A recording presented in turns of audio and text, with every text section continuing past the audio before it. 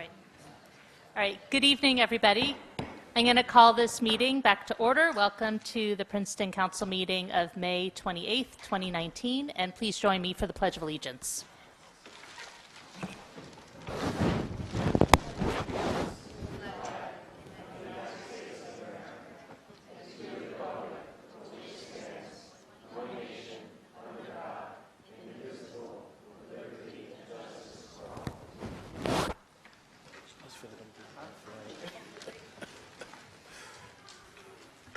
Okay, we have 3 sets of minutes on the agenda for tonight. The first is from a special meeting we had on transportation issues on April 1st, 2019, and then the closed session minutes from April 8th and the regular session minutes from April 8th. Is there a motion to approve all 3 sets of minutes? So moved. Moved by Ms. Fraga, seconded by Mr. Quinn. Any corrections or comments? All in favor? Aye. Aye. Any opposed? Okay, the minutes all pass unanimously. And next we come to announcements. And I'll start on my right with Ms. Niedergang. Any announcements this evening? Yes. Actually, you know what? We're going to mix things up, and I'll start on my left. Oh, wow, okay. Mr. Williamson, any announcements tonight? Sure. Princeton Recreation will be hosting a special needs party on May 31st from 6:30 to 9 p.m. The CP pool is now open, and the season began on Saturday, May 25th. So it'll be running weekends only from Memorial Day, which just passed, until the full-time schedule begins on June 12th. The Marimas Spray Ground was also activated on May 25th. And regarding the registration for the, well, back to the pool again. Regarding registration, the Princeton Recreation is actually having extended registration hours, and those will continue to the, for June 1st and 2nd from 10:30 a.m. to 6 p.m., and for June 8th and 9th, again, from 10:30 a.m. to 6 p.m. Yes, I have a couple announcements.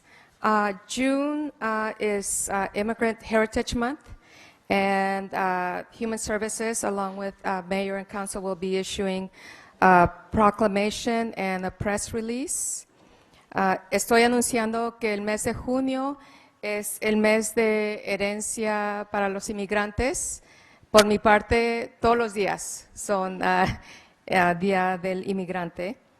I'm also want to announce, for those who wish to put it on your calendar, that on June 15th from 3 to 5 p.m., Human Services and LALDEF will again be collaborating with the Princeton University Art Museum to host a Loteria community building event. And everyone is welcome, and they will have the opportunity to also view the Miracles on the Border exhibit, which is the first time that the university will be has exhibited Mexican folk art at the Princeton University Museum. Estoy anunciando que el 15 de junio de 3 a 5 de la tarde vamos a tener otro evento de lotería en el Museo de Arte de la Universidad. A los que han participado antes saben que este es un evento muy divertido para todas las familias y todos son invitados. Thank you. Mr. Quinn? Mr. Miller? Ms. Niedergang, any announcements? So I just want to, 2 quick things, that the application for participation in the dog park task force is up on the website. So if you're interested or know someone who might be interested, please encourage them to apply. Applications are due next Wednesday, June 5th. And also, I'm sure all of you know this, but on behalf of the Public Transportation Committee, I want to report that the Dinky has reopened. Yay for the Dinky. And we're very excited, and we'll need to start thinking about what's going to happen in the fall when Alexander Road is closed. But that's for the future. But meanwhile, Dinky's open. That's great. So that's it. Excellent, thank you.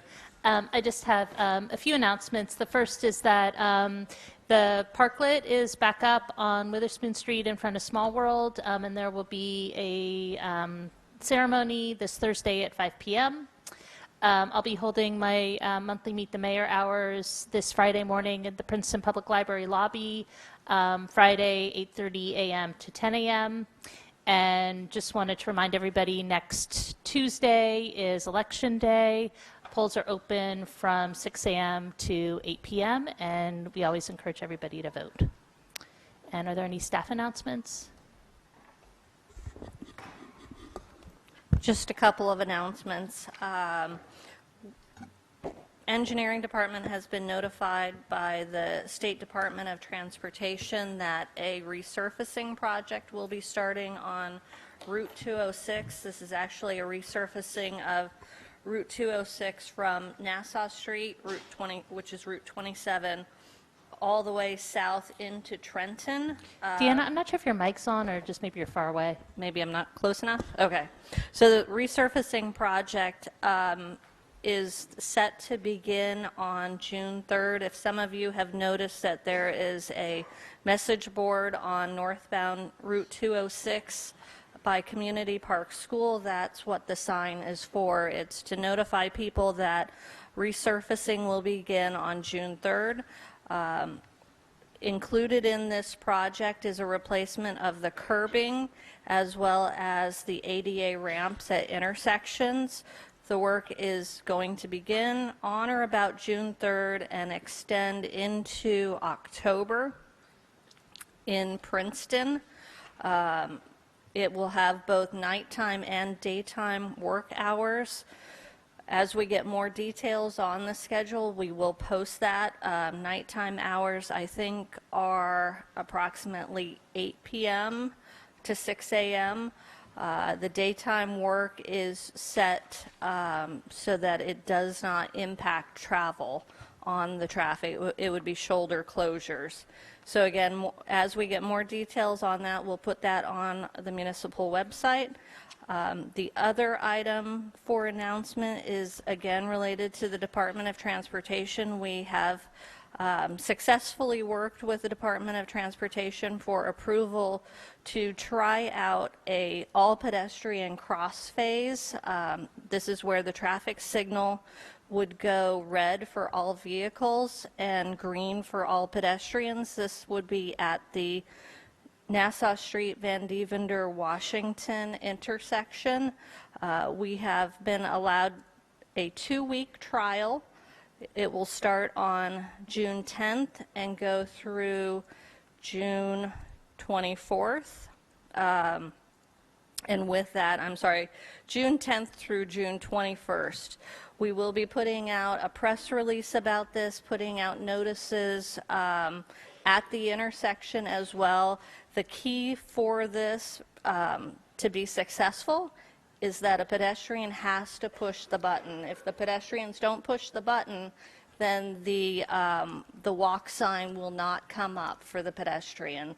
So it's approximately about 39 seconds of green time for the pedestrians to make all movements, and it would come up about every 90 seconds. So pedestrians would have to wait 90 seconds until it comes up, and then they have almost 40 seconds to make their maneuvers around the intersection.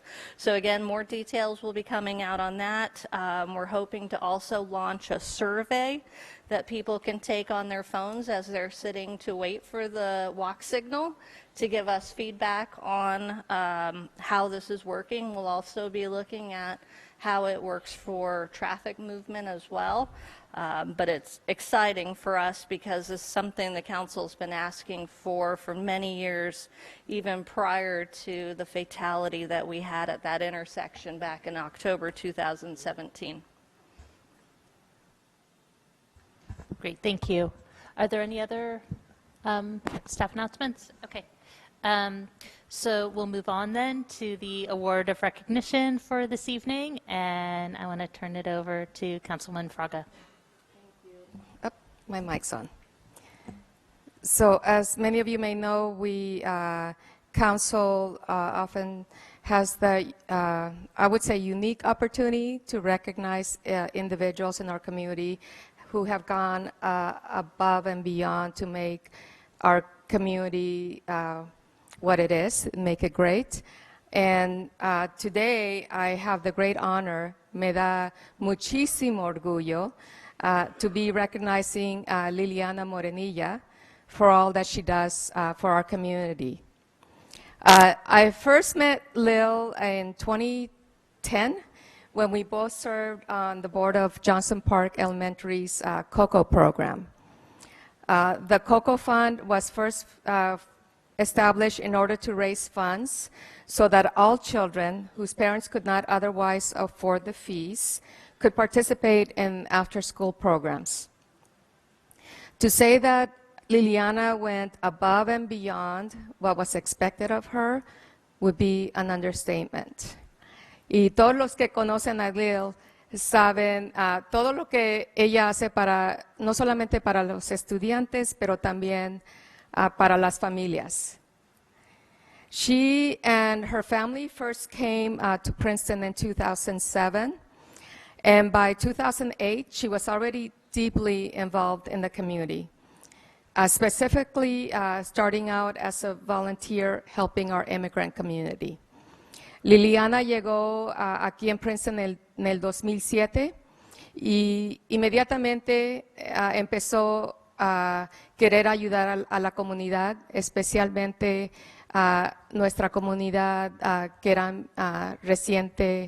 habían llegado recientemente aquí.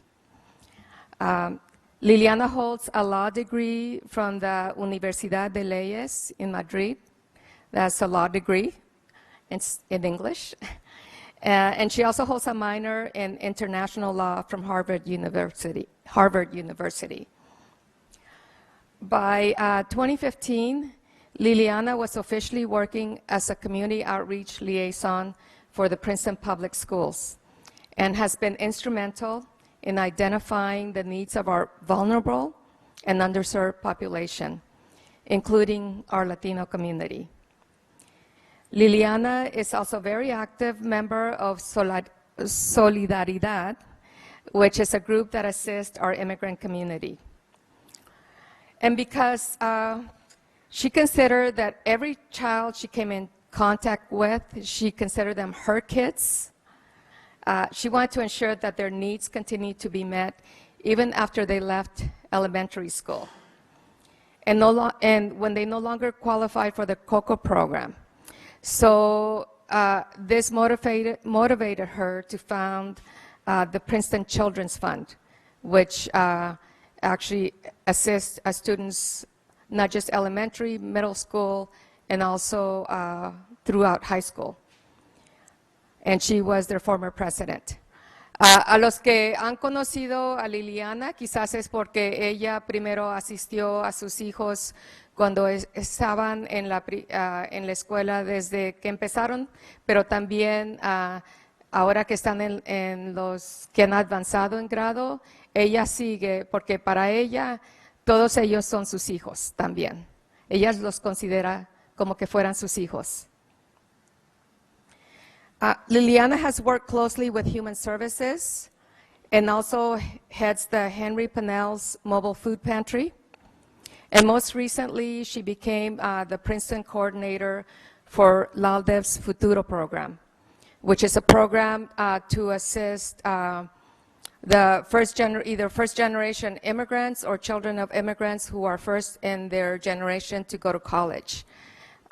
It's a program that initially it started out in Trenton, but starting this past academic year, it's now in Princeton, and they could not find a better person than Liliana to head that program. Liliana es una amiga, una hermana y segunda madre para muchos en nuestra comunidad. She is a friend, a sister, and a second mother to many in our community.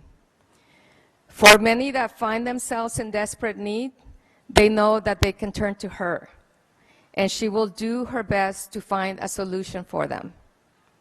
Nuestras familias saben, cuando hay cualquier necesidad, pueden llamar a Liliana, a Doña Liliana, y ella tratará de encontrar una solución. And if you are fortunate enough to be considered one of her trusted sources, you can certainly expect at one time or another to receive a call to action from her when someone is in need. Todos nosotros sabemos que cuando cualquier cosa que se necesite, si es alguien que ella sabe que está en posición de ayudar, ella solamente tiene que hacer una llamada y ella encuentra ayuda. I say fortunate because I speak for everyone who has received such a call. It is personally rewarding. I lost my train of thought. It is personally rewarding, and I really feel so fortunate, and it feels so good to know that we are helping one of our neighbors. So if you have received that call, whatever it may be, something that may be to us may be insignificant, to those that need the help, it really, truly makes a world of difference. And really, we have Liliana to thank for making that connection. Liliana has worked behind the scenes for many years, and it gives me great pleasure to acknowledge and give her the recognition that she deserves.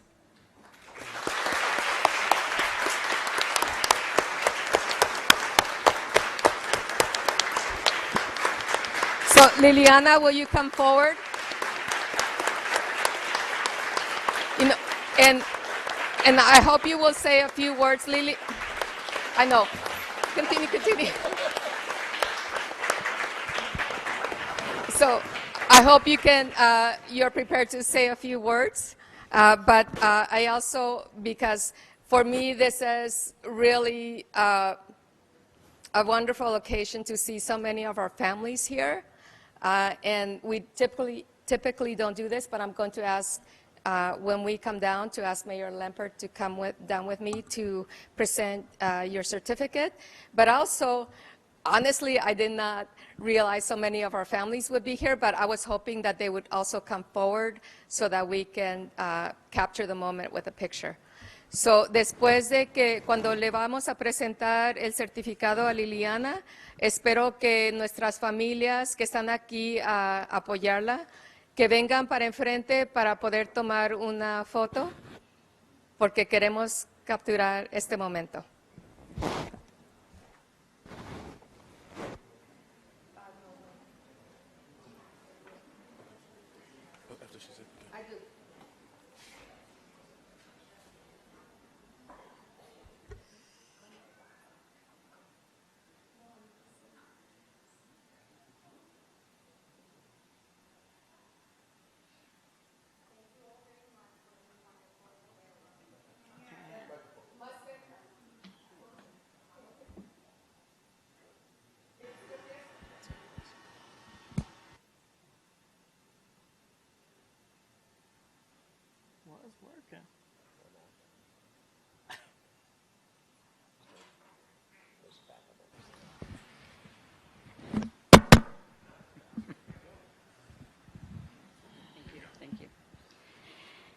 Thank you all very much for this wonderful and caring recognition.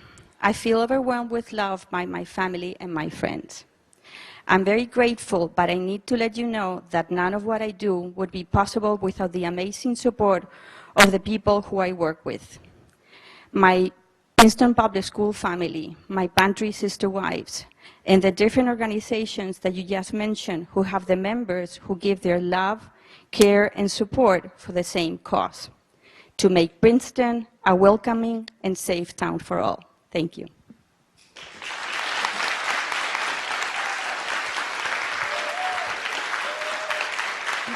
I'm not done. Thank you. Can I say something in Spanish now? Yeah. Es un honor recibir este galardón y se lo quiero dedicar a todos ustedes, que son mi inspiración por su enorme fuerza, valentía y cariño.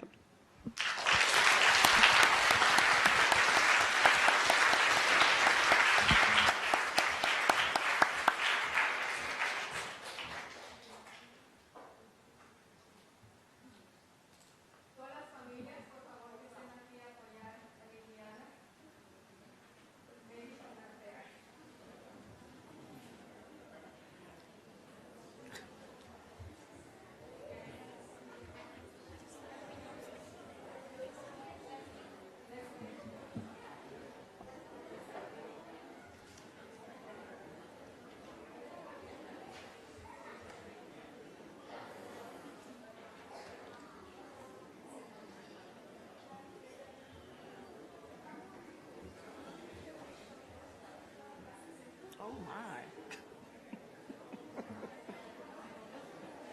I don't think everybody's gonna get in there.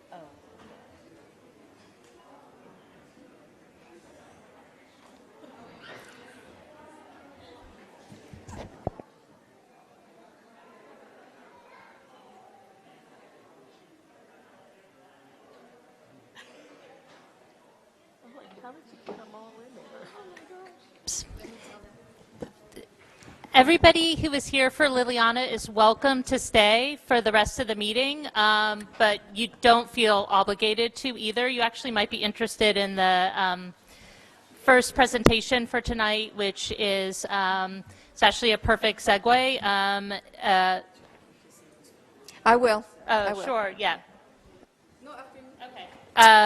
Which will be a presentation about the Princeton Public Schools budget by Superintendent Steve Cochran. But do you want to?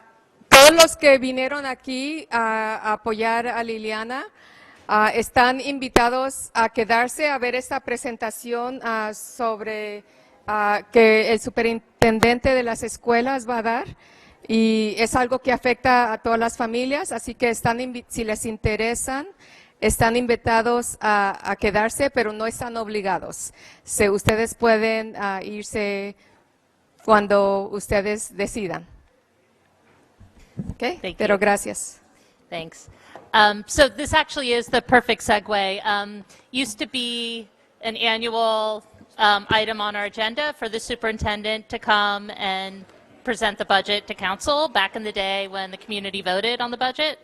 But that stopped when the school board elections got moved to November. So in part of our communications, increased communications with the district, thought it would be a good idea to invite the schools back. And I think we saw just from the award tonight, and thank you, Leticia, for doing such a nice job with that, is we really are one community, and the work of the schools and the work of the municipality often go hand in hand, and so it's important for us to understand your budget and vice versa. So welcome, thank you for being here. And am I turning it over to you, Beth? Yeah. Thank Okay, you. Beth Barron, who's president of the Board of Education. Thank you, Mayor Lemper. Thank you, Council, for having us here today. Can't hear.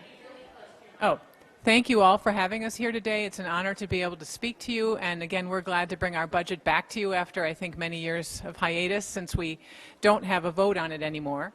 So Yeah, you have to be right into your mic, or it.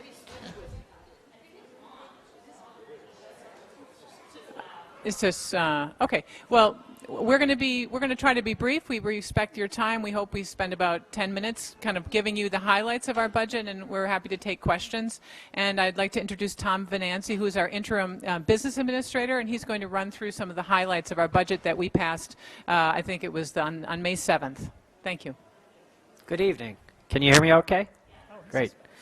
This is going to be a very high-level presentation. We've presented our budget in great detail at our previous Board of Ed meeting. What I've got displayed here for you are the 1920 budget priorities before the budget was being developed. These are the goals that the school district administration has as they develop the budget to present to our Board of Education. These are the things that we strive to obtain as we're building our budget. It is getting increasingly difficult to meet these goals, and we're kind of try to display some of those concepts for you so that you have an understanding of the challenges that we're facing for this year as well as the future.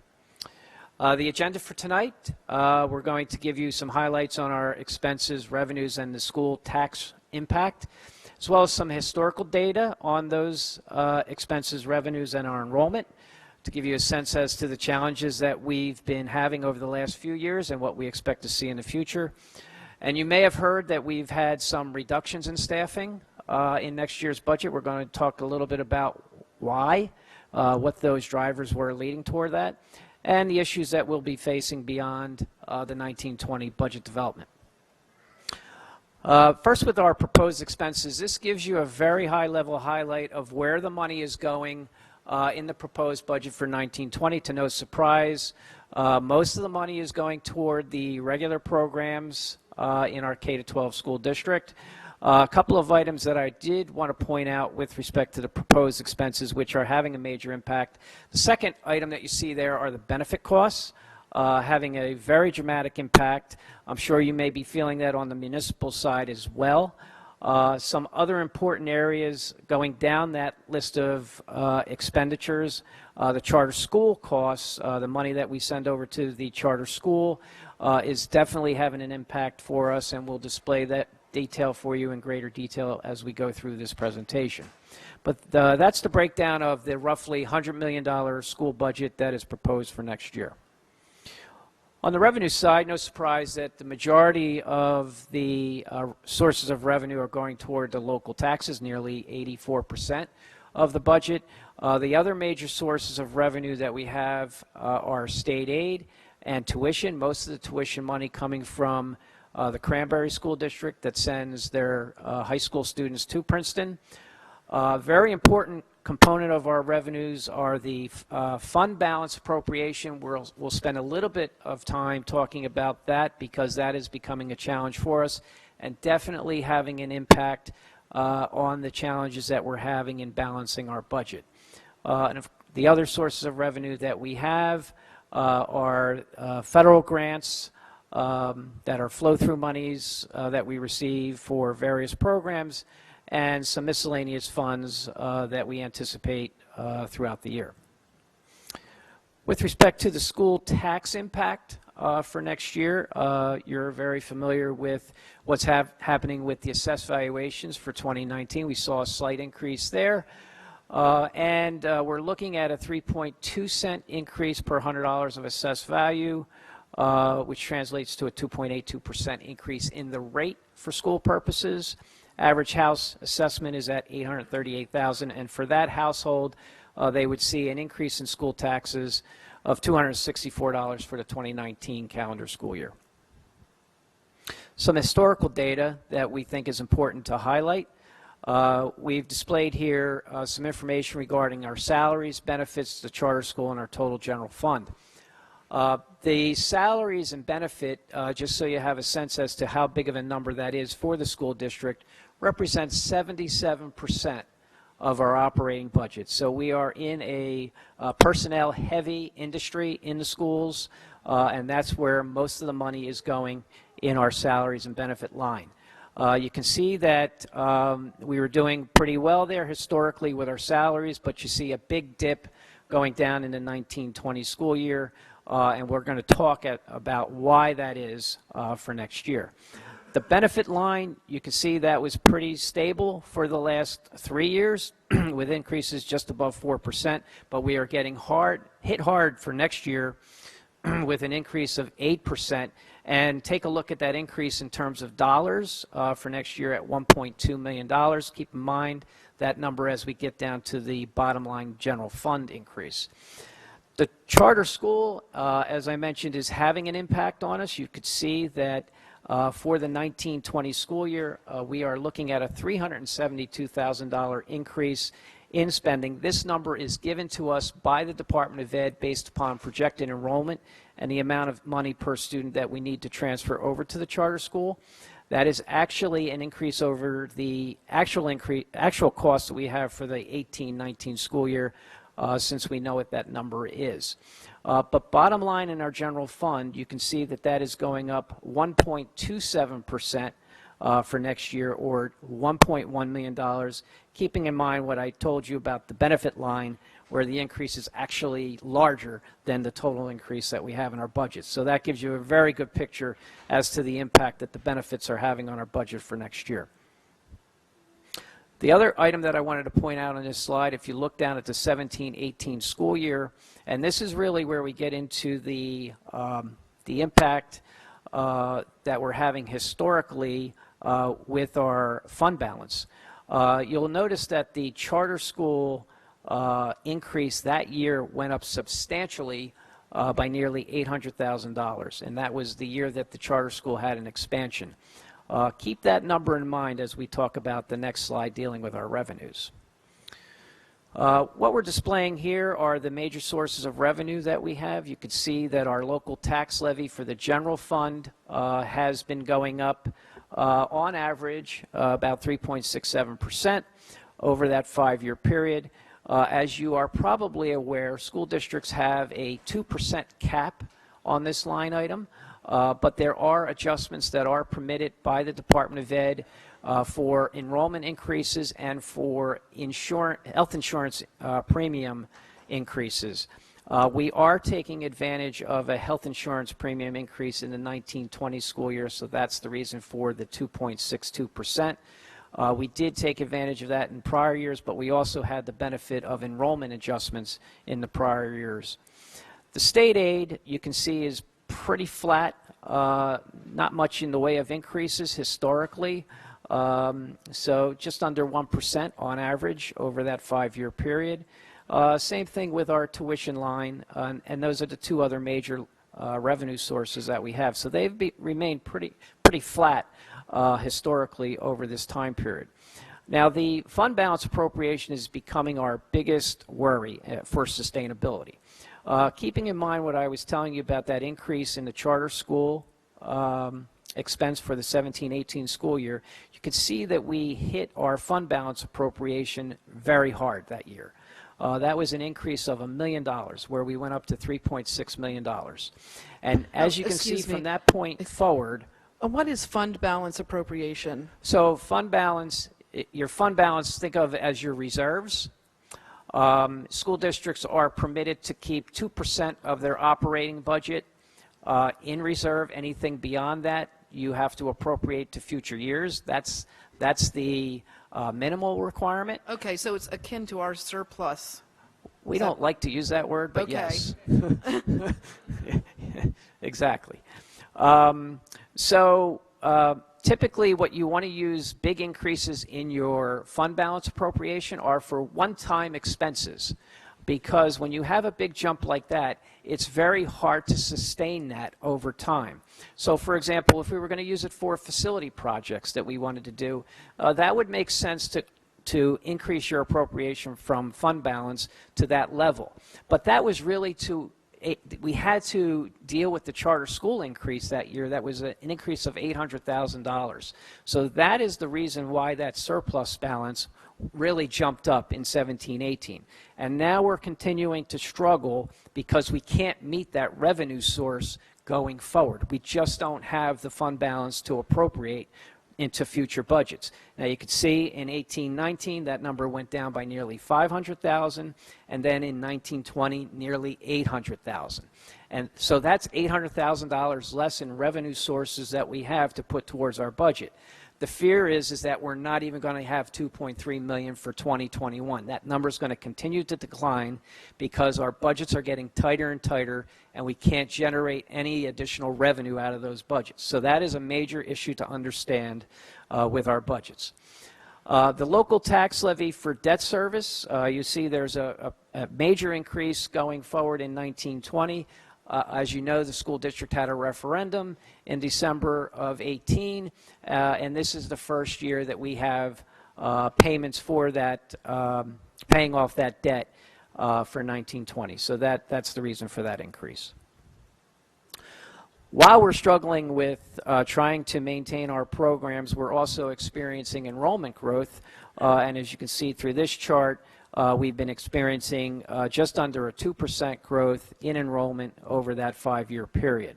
And these are the hard numbers so that you can see that in that 5-year period we've grown by 273 students.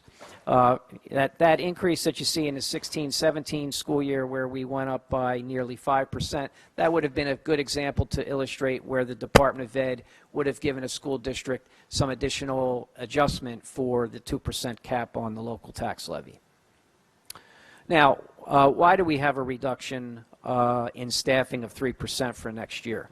One of the issues deals with state aid going to the school district. If you look at the funding formula developed by the Department of Ed and the documentation that they provide to the school district, the state is not fully funding the formula, and for Princeton that means about a $1 million shortfall. So that if we were able to be fully funded, that obviously would help our situation. A second issue, as we talked about a little before, is the increase in the tuition amount paid to the charter school for next year. That's a number that we have to budget. We don't have a choice on that. The Department of Ed forces us to put that into our budget. That ate up $372,000 of increase in next year's budget. So that obviously had an impact. That's a major increase. As I mentioned before, we are in the personnel business, 77% of our budget going towards salaries and benefits, and we have negotiated agreements that we have with our bargaining groups, and the school district has an obligation to provide the funding in our budget for that, so that obviously has an impact as well. And the final item with our dwindling reserves, which we spent a little time about going into, and that is going to continue to be an issue for the school district going forward. Now, beyond 1920, we're already starting to think about that. We know that we're going to have less reserves going toward our budget in 2021, so that means less resources available to us. There's always the uncertainty of state aid. We never know at what level the Department of Ed is going to have funding for school districts, and even today, that number is still up in the air until the state finalizes their budget right before July 1st, hopefully. And we'll continue to experience our enrollment growth without any relief for that, so that will also be a challenge for us. And you can see we've started to identify other ways of doing business in a school district. This is certainly not an all-inclusive list, but things that we need to start thinking about as we start building the 2021 budget, which is not that far down the road. Our board president is going to take over now to talk about some other issues for you. Yeah, I just wanted to follow up to the numbers with... Beth, can you use Tom's mic because yours is not as strong?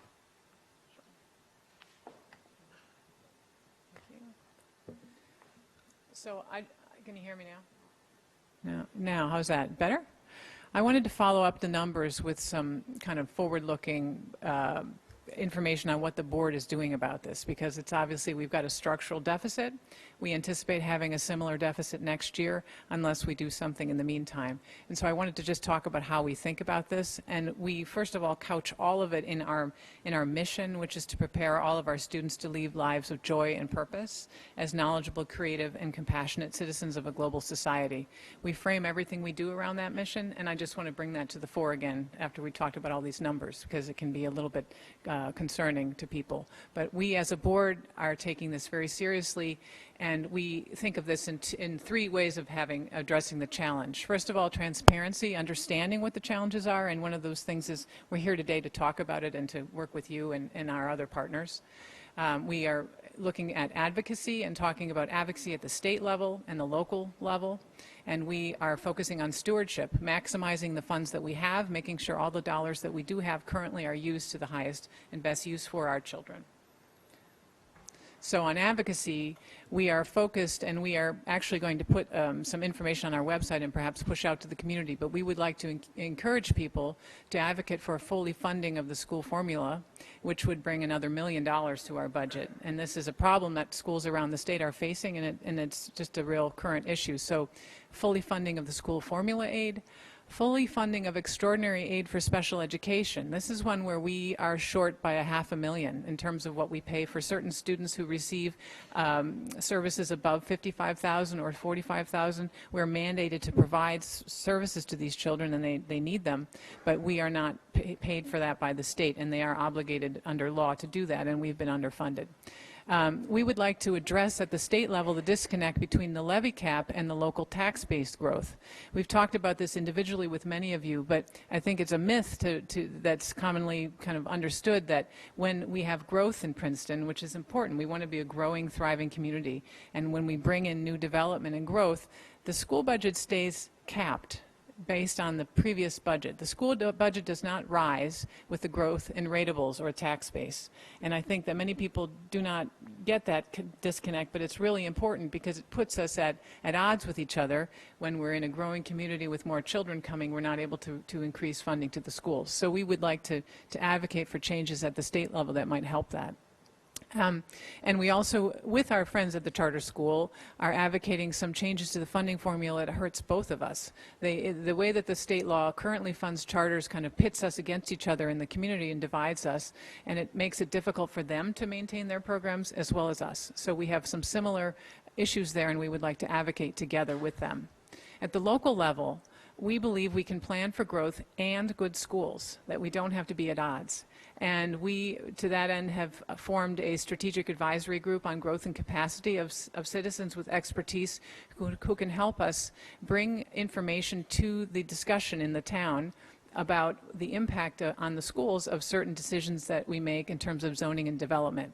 This doesn't mean that we are not in favor of affordable housing and more development, because obviously we want to have a diverse community and bring other additional people in to enjoy the benefits of our schools, but we feel it's important that we understand how it will impact us and the costs to all of us as taxpayers. As many people said last year in connection with the referendum, it's all one pocket, the other pocket.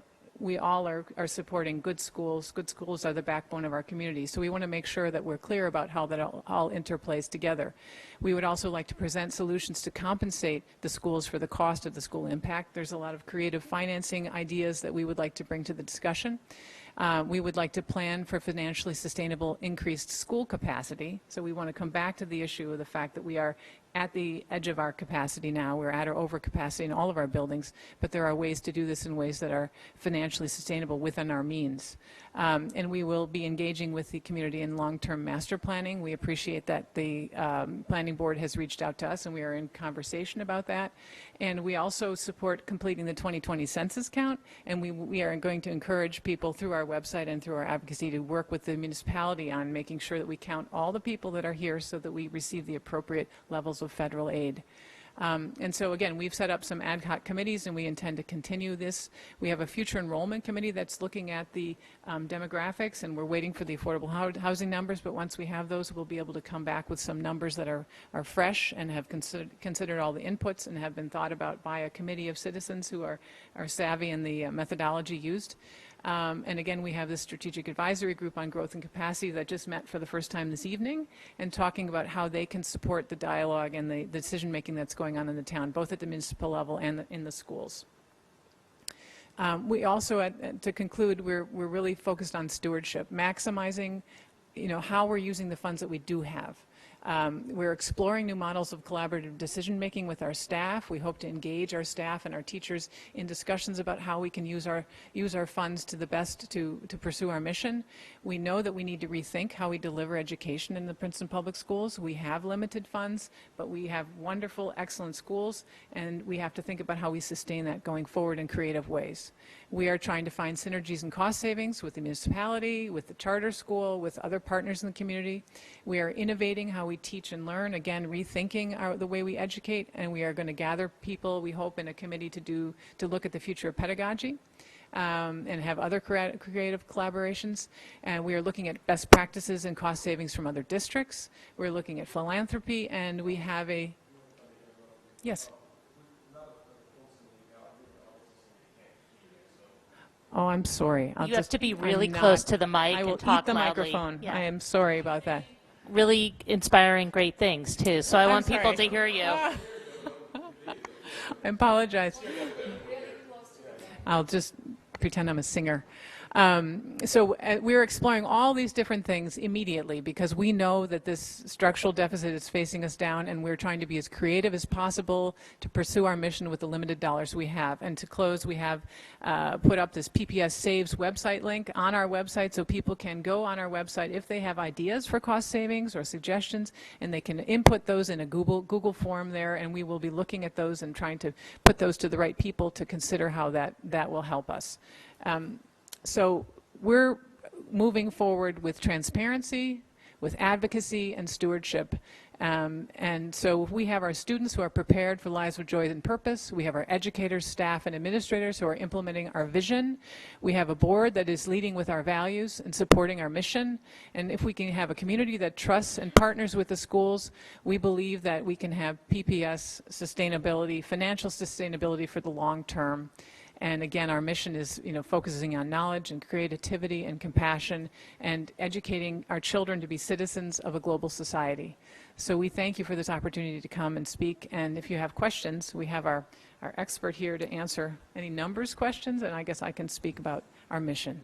Great. All right. Thank you. Well, before I open it up for council questions, I just want to say, I think I speak on behalf of council to say, you guys are one of our most important partners, and clearly we serve the same community, and what's good for the schools is good for the community, and we really feel that deeply. So especially in terms of the advocacy, it's obvious for the local advocacy that all of those things are areas where we need to be working hand in hand. But I would say even at the state level, if there are things where we can help amplify your voice, personally, I'm happy to help wherever I can on that. If you ever need council to pass a resolution, I'm happy to bring it here, depending on what the issue is. Thank you. Thank you. Are there any questions for Beth? Dwayne, did you have a question? It is said that, I'm not the first person to say this, that, first of all, thank you. Need to turn your mic on, Councilman. I'm so loud usually, so.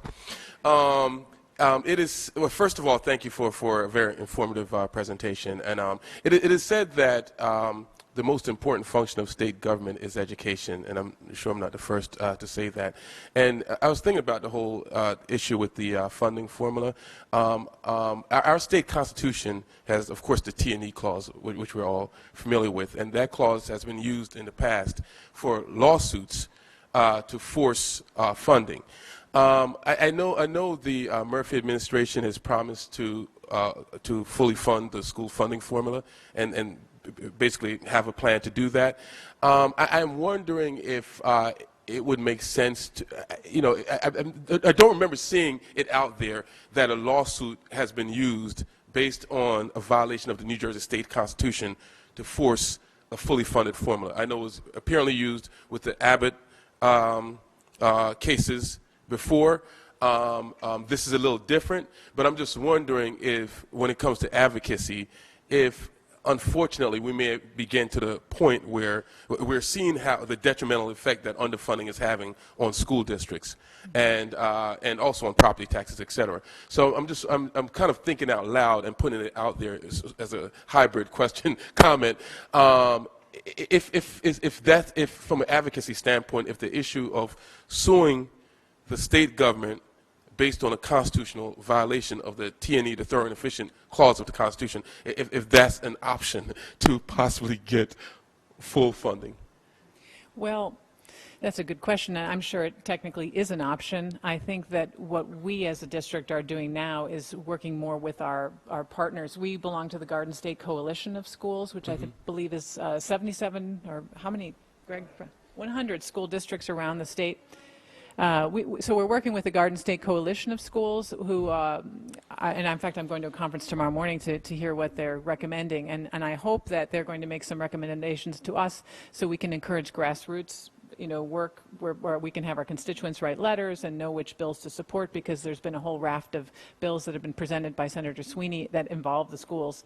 I don't think that we're thinking of litigation as a tool that we're planning to use as the Princeton School Board, but I wouldn't be surprised if there are districts around the state who might be considering it. There are some districts who are underfunded by $30 million or $20 million. Wow. We're short by one.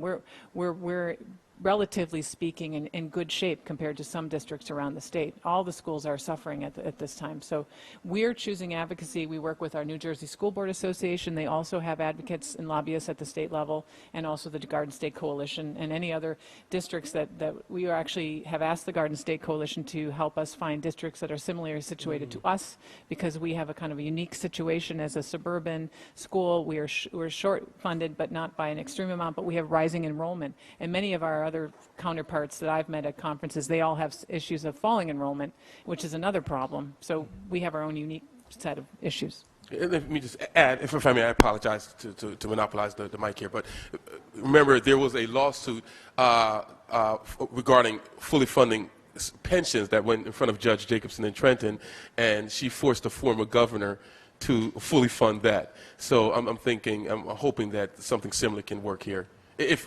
unfortunately that has to be resorted to. Thank you, Mayor. And it's so nice to see other board members in the room. We're out of our silos now, and just wanted to echo what the mayor said about working together.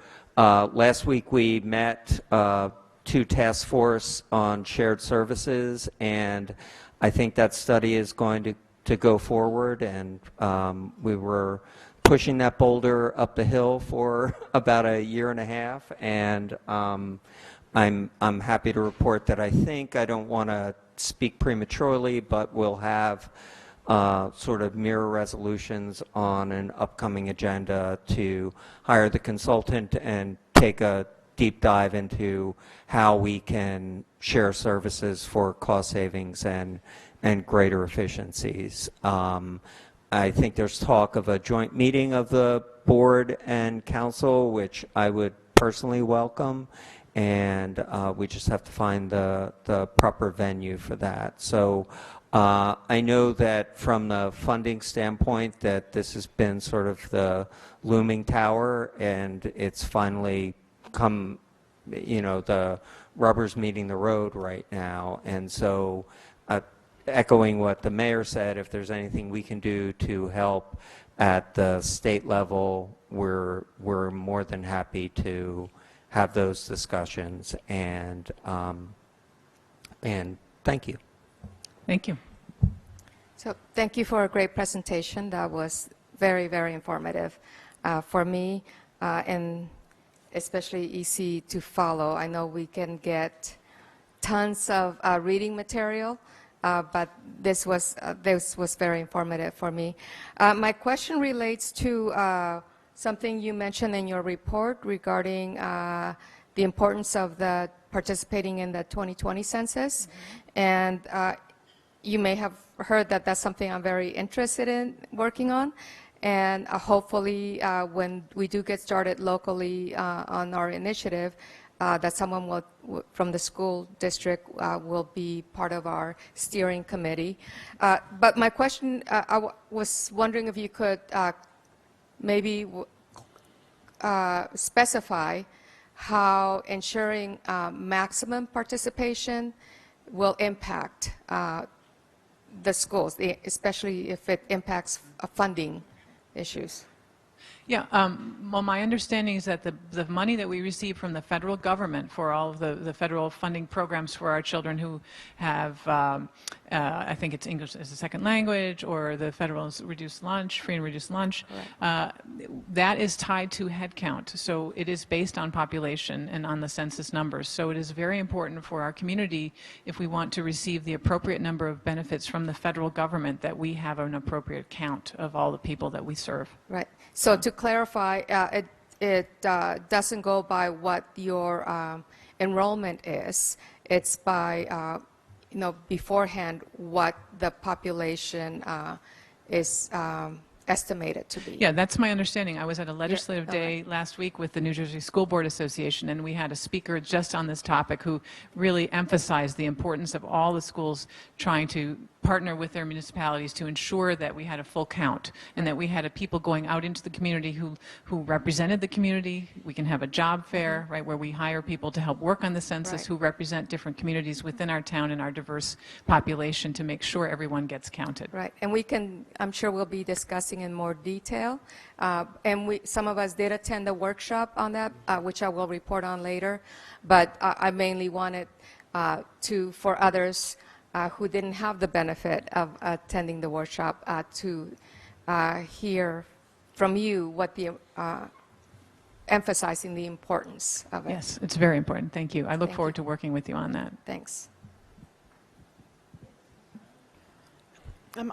We didn't talk about this in the shared services meeting, I don't think. If we did, I forget. But and I don't know if a larger pool of employees gets a lower cost of benefits. That's a big, but I would assume, or I would think it might.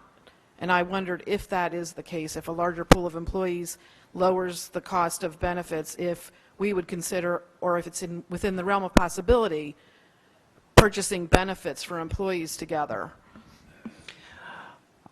I think the answer to that is it depends. Our premiums are based upon our claims experience. So with any type of pooled arrangement, it depends upon what kinds of claims experience you're having within that group. So for the Board of Ed to consider to be going with the municipality and vice versa, I think both parties would be interested to know what their claims experience is as a percentage of the claims that are being paid. And if they're pretty similar, then I think it might make sense to look at that. But we have our consultants that we use for looking at various insurance options. We have a state plan that's available to us that we could look at. But it's certainly something that as we engage with this consultant on shared service that we could look at. Also, I don't know how many employees you have. I was wondering, I mean, it might not even help, we might not have nearly as many. Well, we're over 700 Yeah. employees.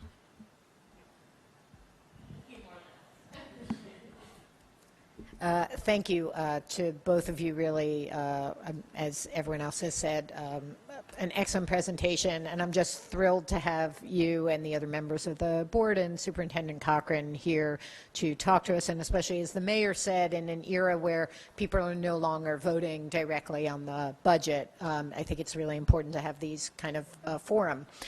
So I have a follow-up question to that, and then one that doesn't relate to that. So the follow-up question is, when the last year when the referendum, or was it 2 years ago now, when the last referendum came up, there were some concerns about financial transparency. And one of the suggestions that was made is that the school board adopt something like the CFAC that the municipal government has.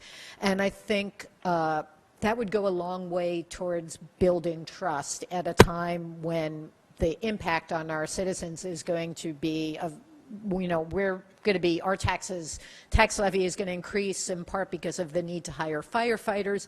Your tax levy, part of the tax levy is going to increase. So I think the more transparent we can be, the more citizen involvement we can have, I think the better off we will all be. So I don't know if that's something that's being actively considered, but I would love to see that kind of separate institution that looks over your finances in the same way that CFAC does ours.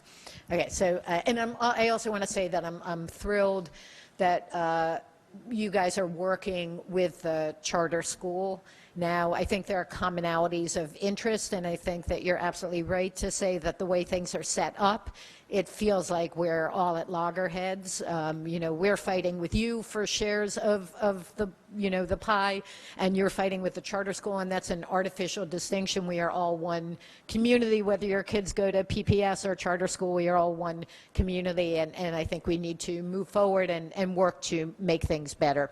So that was a comment. And then an unrelated kind of question, but just, should we have an economic downturn, which will happen eventually, one of the things I remember from the last economic downturn is that a lot of private school students came back to the public schools. And I'm wondering if that is something you're thinking about in your planning, or if it's just an incalculable that, it'll happen or it won't happen, or is that something you are thinking about at all? So to start with the last question, and it kind of fits with the first question. So we are setting up citizens committees as we can. It takes time, and we want to do it the right way, and we want to make sure we have the right charges and the right people. And ideally, at some point, we will evolve to a place where we can have something on our website that says, if you have an interest in working with us and you have the following skills, fill out a form. Many, other districts sometimes do that. Not many districts, but there are districts that have really good governance that do some of those things. Right now, we are setting up committees to address urgent issues. So the first one we've done, this ad hoc committee on future enrollment, will be looking at things like the private school issue. Are there numbers, is there data that they can use that's meaningful, that will add to the narrative of what could happen with our enrollment? They're going to focus on the demographic report, but Ralph Widener is the chair. He's very experienced in these things, and he will be helping write up a report and to advise the board on what the demographics look like. We also will be looking at the school impact data that we get from looking at the affordable housing and the market rate housing that's coming. So we have these committees that are being set up. If there's data there, I think that they would consider it. And I would say that on the CFAC approach, I think many of us ran for the board and have been very much in favor of establishing a group that can assist us in our financial analysis, and in particular in being more transparent and clear on some of the questions that keep recurring in the community about how the finances work. That said, it takes time. Again, we've just gotten through our budget cycle, and it's been a difficult process, and we have limited resources internally to interface. I know that the town did. I believe it took many years for the CFAC to kind of evolve into what it is today, and obviously it brings great benefit to the community. We hope that eventually we can have an equivalent body on the school side, and I know there's models, again, for that around the country, and often that looks like a budget committee or maybe an ad hoc finance committee. So I'm not sure what that will look like ultimately, but it is definitely something we are actively looking at and trying to figure out how to put in place. All right. Thank you so much again. And this is not, it's great for you guys to come every year and do this, and look forward to continuing conversations too on many of the issues that were brought up tonight, so we can partner with you on behalf of the community. So thank you. Thank you. Thanks. And you also are welcome to stay or welcome to go.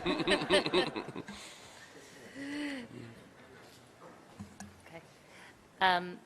So now comes the part of the meeting where we hear comments from the public that are not already on the agenda, and we'll start with Kate Warren, who signed up on the sheet, and then open it up to anybody else who'd like to comment on anything that's not already on the agenda. And I don't need to tell you, but if you could speak directly into the mic so everybody can hear you, that would be terrific. Thank you. I complain enough, so let's see.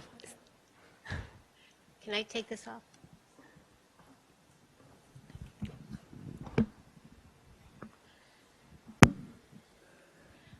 If I go over my 3 minutes, it's a very important issue. I'll try to stick to the 3 minutes. Good evening, everyone. I appear this evening as chair of the Affordable Housing Board. As you may or may not be aware, the Department of Housing and Urban Development submitted a proposed rule change on May 10, 2019 to the Federal Register that would lead to the eviction of all undocumented immigrants from public housing, setting in motion the first step towards finalizing a plan that could impact tens of thousands of undocumented parents and their U.S. citizen children. Under this proposed rule change, HUD would be prohibited from, quote, making financial assistance available to persons other than United States citizens, close quote.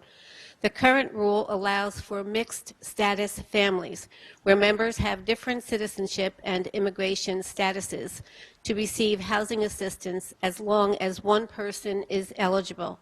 In return, the family subsidy is prorated to account for the eligible residents. HUD and immigration advocacy groups have estimated that there are 25,000 families of mixed immigration status across the United States that receive housing assistance. Under this new rule change, however, every single member of a household must be of, quote, eligible immigration status, close quote. An undocumented parent will no longer be able to sign a subsidized housing lease, even if their child is a U.S. citizen or legal resident. According to HUD's own analysis, first reported by the Washington Post, more than 55,000 children could be displaced by this plan, all of whom are U.S. citizens or legal residents. There is a comment period that closes on July 9th, 2019, and I'm just reaching out to all of you as individuals as well as our community. Interested persons can submit comments. They need to be electronic email or mail. HUD is preferring email. And they must include the docket number, which I have here. Sorry.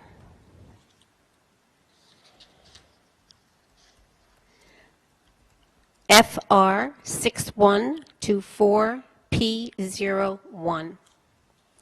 So with that introduction, what brings me here this evening is I was given permission by the Housing Board to present to you a proposed resolution that the Housing Board members are hoping that you can endorse. I'd like to read that into the record. Resolution of Mayor and Council of Princeton in opposition to the U.S. Department of Housing and Urban Development proposed rule changes to Section 214 of the Housing and Community Development Act of 1980 that would end housing aid for undocumented immigrants. Whereas Princeton prides itself on its long-standing commitment to affordable housing opportunities for a broad range of residents from diverse social and economic backgrounds, and whereas Section 214 clearly allows for mixed status families to live in HUD subsidized housing receiving prorated assistance indefinitely, and whereas the proposed rule change would make prorated assistance a temporary condition pending verification of eligible status, and whereas the proposed rule would specify that only those with legal status could serve as the leaseholder, even as part of a mixed status family whose assistance is prorated based on the percentage of household members with eligible status, and whereas the proposed rule would result in forcing families to choose between staying in their homes or face eviction within the next 18 months or sooner by choosing to stay together as a family. And whereas HUD acknowledges that thousands of families with an estimated 55,000 children could be made homeless, and whereas this proposed rule change does not advance any meaningful public policy benefit, but rather would inflict hardship on thousands of working families, seniors, and children. Now therefore be resolved that the Mayor and Council of Princeton request members of the New Jersey's congressional delegation to call upon the U.S. Department of Housing and Urban Development to withdraw its proposed rule that would end housing aid for undocumented immigrants. The board looks forward to your response. Okay, thank you. So it looks like the comments are due by July 9th. Is that right? The public comments, yes. Okay. So my recommendation would be, since we have a little bit of time, to put this on our next agenda, so our first meeting in June.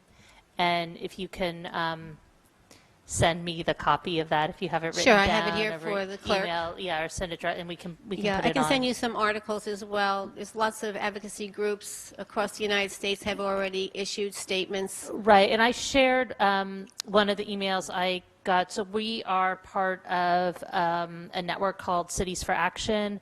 So I shared that with Maureen, and I'll forward it to you too, so you see, and they have a resource and toolkit there, and they're following this proposed rule closely and providing resources to towns for advocacy. It's So we'll great. And follow that just as well. one follow-up.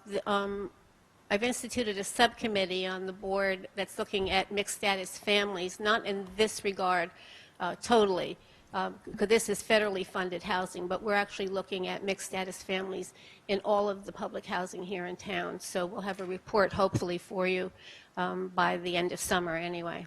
We have some proposed changes we think we might like to advance in the fair housing law. Okay, thank you, and thank can you I for add- bringing this Sorry. issue up. I just wanted to, if it's okay, to ask a question. I know we have exchanged some messages regarding, I believe it's an ordinance that Annapolis had established that I haven't had the opportunity to discuss with my colleagues, but I was definitely very interested in whether something that we could explore locally, and that would be to look into adding to our local protection, fair housing protections, adding immigrant status as a protected class. Right. I did reach out to Annapolis after I received your email through, I think, It was through Yes. from through our Carol. Civil Rights Commission. Yeah, through and Carol, yes. yeah. I did reach out, and that's not on their books yet. It's still pending. It just went through its first reading, and they're actually looking at adding protected classes to that town actually has a fair housing law. We don't have one, or I couldn't find it in our code. So that's one of the things that would need to be done first, is to create a fair housing ordinance for the town of Princeton, and then it's basically taking the protected classes and adding these other classes to it, which would protect people who want to rent or buy here in town. Okay, Thank you. thank But you. I'll also add, unfortunately, even if we passed that, it wouldn't help with the particular situation. No, that you're this talking is about. Right, this okay. is something different, I got but it, okay. there are Just wanted to be lots clear. of issues, and I'm really excited about the housing board taking on a lot of new sort of subcommittees and looking at things to bring to you. And for the record, I do support it. I just wanted to point out that difference. Thank you. Can I just- And Dwayne's an excellent liaison. Thank you. Thank you so much for bringing this to our attention, or my attention at least. I was blissfully unaware of, every day it's just something else that makes you feel sick to your stomach, and this is today's, but thank you for bringing it up. I'm wondering, Mayor, this is a question.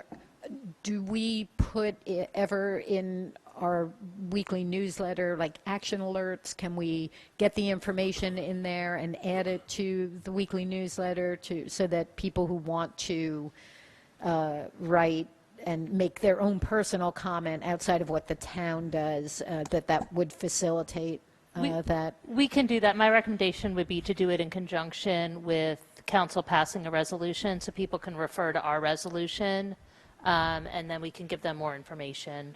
And I believe, I have the website for you, there are specific things that one needs to put into their comments, and I believe one of the things is alternative to what's being proposed. So there's lots of literature out there, and I'll just send you all the links.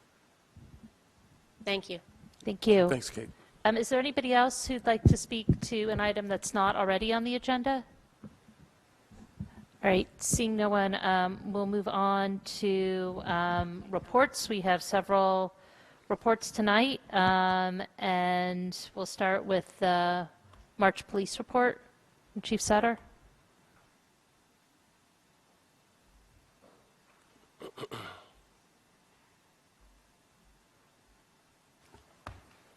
Thank you, Mayor. Can you hear me? Is this good? So I just want to highlight a couple things from the report very briefly. You need to talk louder, too. Yeah, I think. Is this one better? No. Okay. Okay, I'm going to use my authoritative voice here. With the warm weather, as happens often and unfortunately almost every year, we begin to experience increased property crimes, and with that, specifically burglaries.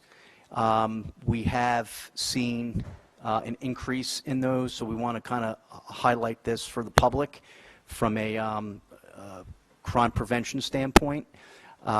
We are experiencing nighttime burglaries in various areas of town of occupied homes. We're also experiencing increased motor vehicle thefts and thefts from vehicles. The thing that I will say is that my inspection of the different cases, each and every one have been the result of unlocked doors or windows or key fobs being left in a vehicle.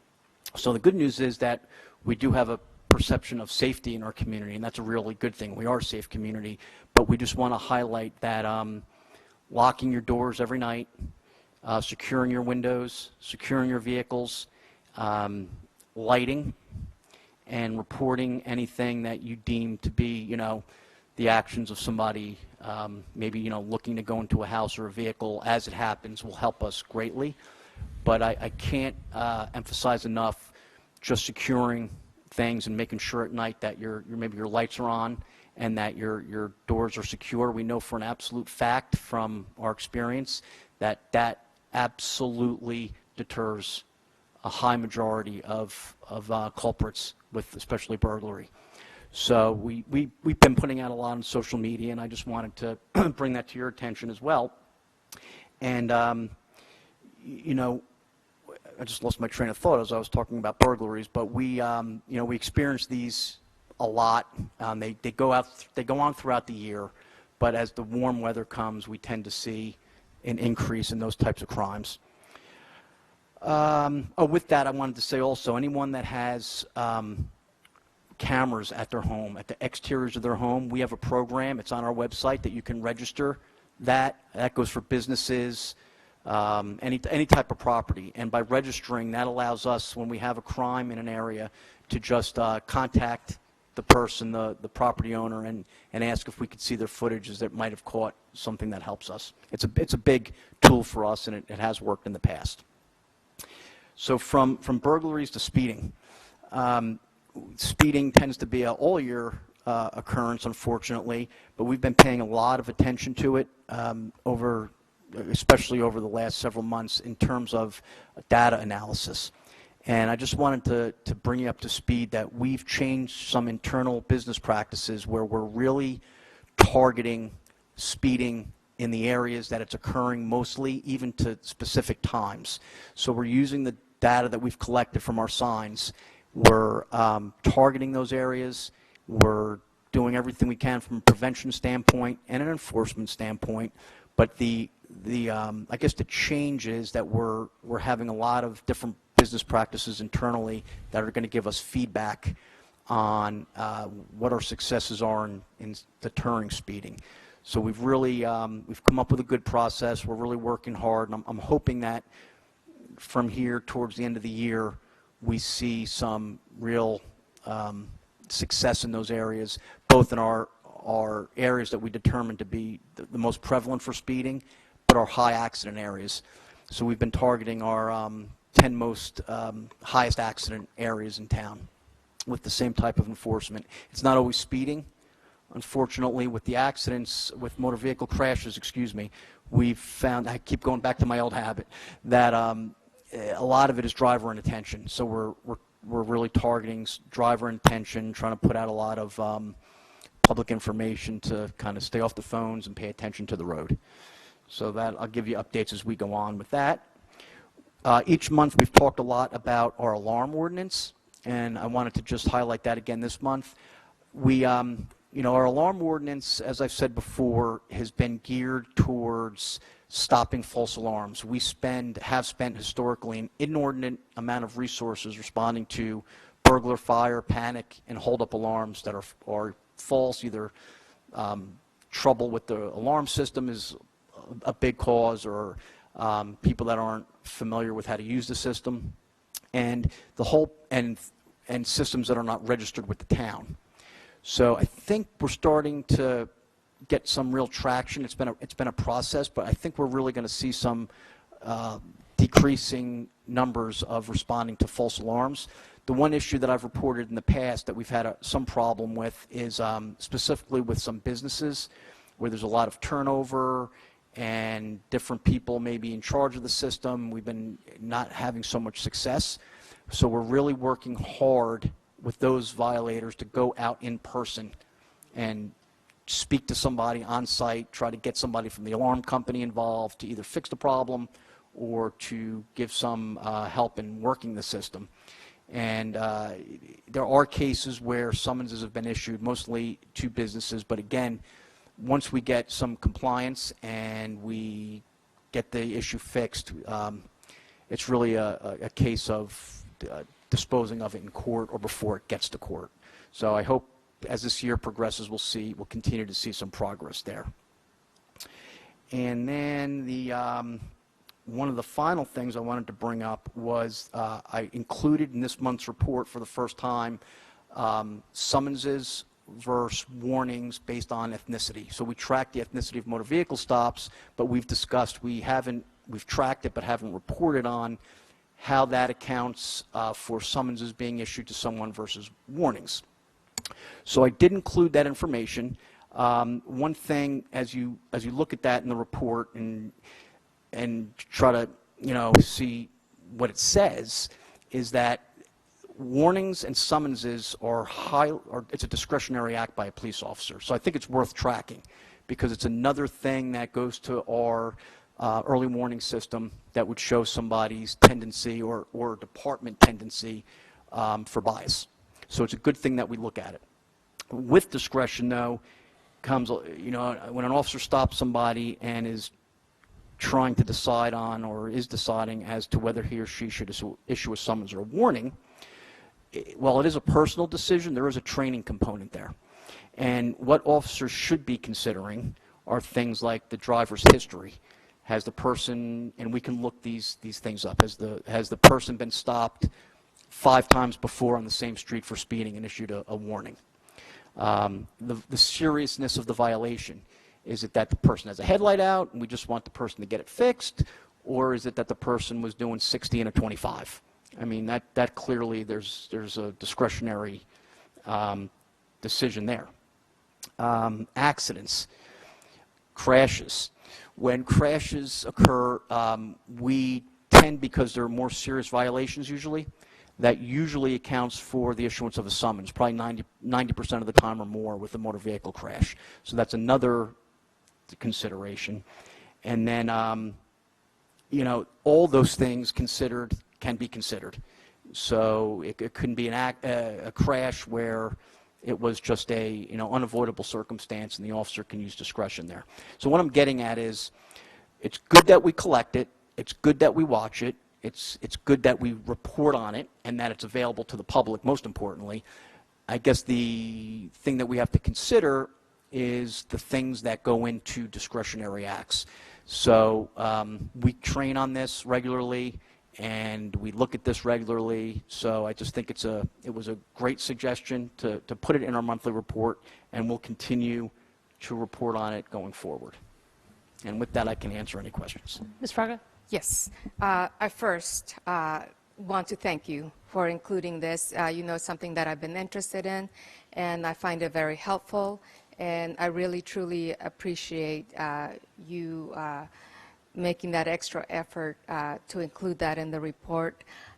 Just looking at it visually, it looks like it's fairly even, the summons versus the warnings by race. There's just one ethnic group that stands out where it may be a little skewed, but it's because it's the first time that it's presented. I don't have anything to compare it to, so I'll just be looking at that going forward. But I really truly appreciate you providing this, and it's very informational, and I think it's definitely something useful and of interest to the public to be able to have this available. I do have one other thing that wasn't in your report, but I was wondering if there's any update on the AG's directive? So there, yeah, I have some information to report on that. So as you know, just for perspective, we've had an immigration directive, an immigration enforcement directive for a long time, basically that states we're not involved in issues of immigration locally. And that's been in effect since 2013. Yeah.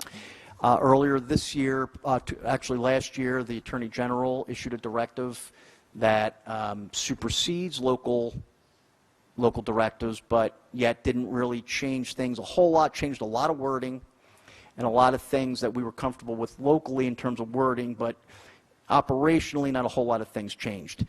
We've met with different groups, we've met with subcommittees, and I believe there are subcommittees still meeting and taking place at the state level. I've worked on the language, kind of going back to what we had a bit, that wouldn't affect the spirit of what the Attorney General issued. And I have not put it out as of yet for basically two reasons. One is I'm waiting to see what happens at the state level. If things are going to change, I don't want to keep reissuing and changing. And two, right now, I can say wholeheartedly without any hesitation whatsoever, nothing has changed at the ground level with regards to the way we handle these issues. They're handled with the exact same spirit, compassion, the same enforcement notifications that we've had to make in the past. We haven't had, it could just be that we haven't had any incidents that have caused us to have to act within some of the new things that were included, but all in all, I have seen no change in our operations as a result of the order. So I would like to add to what you said, that it's my impression that if anything, Princeton has been doing everything right from the beginning, from before this directive. And I am, after it was announced that the AG had issued this directive that would be implemented statewide, if anything, I was heartened to learn and very hopeful that other communities will follow Princeton's example, and that members of our community who felt pretty much, I would say, safe here, but would be intimidated of crossing into unknown, not knowing whether they would be welcomed or how they would be treated in other communities. So I'm heartened to think that this will be statewide, and that Princeton will be used as an example of how to do things right. Thank you. Any other questions for the chief? Yep, Ms. Krummeler and then Ms. Niedergang.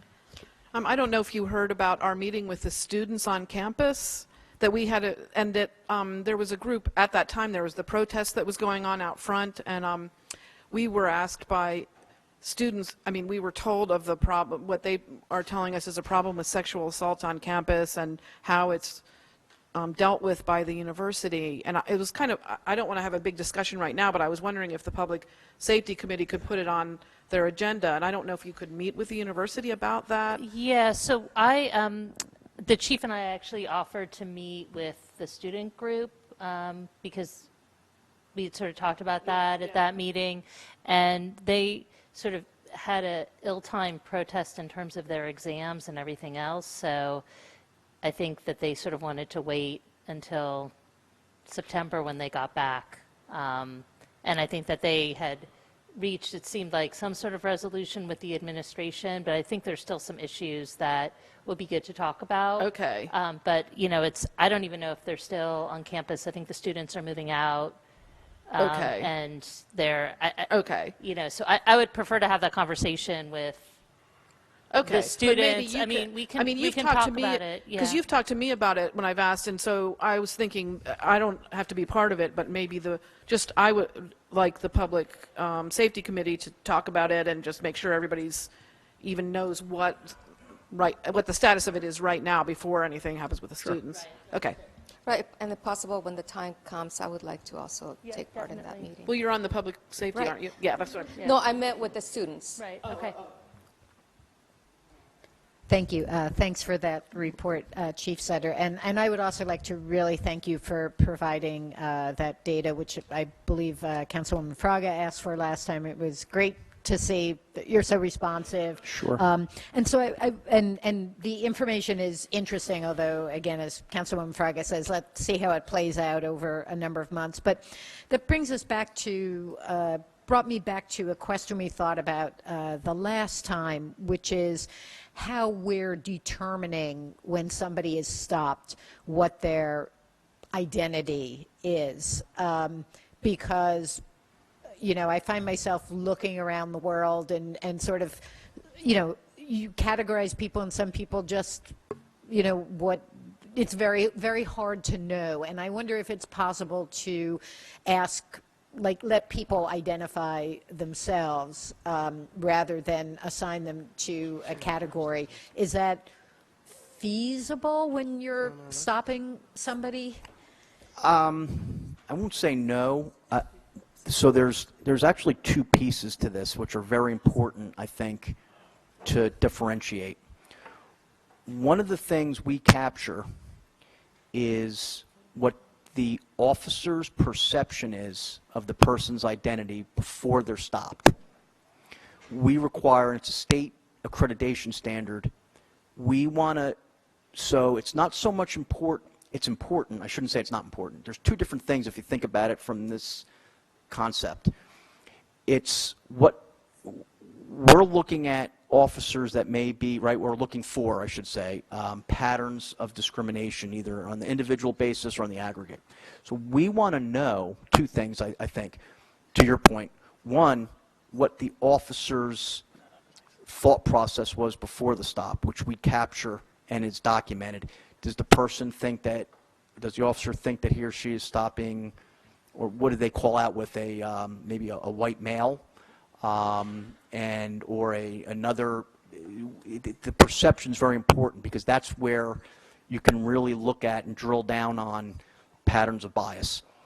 To your point, it does come out in different ways through investigation or talking with the driver, but statewide, I want to say probably, unless some states require it on their licensing, it's all based on officers' perceptions and what they learn through the stop. And the important thing to know is if we see that there's a problem, we drill down on each one of these individual cases to find out how the officer made this determination.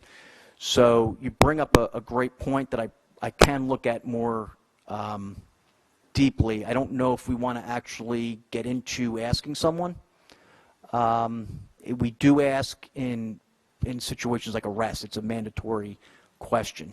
But as far as a motor vehicle stop, we could look at that. It's things a thing we've thought about over the years. We go by what the accreditation standards are, but I think that it's worth examining for sure.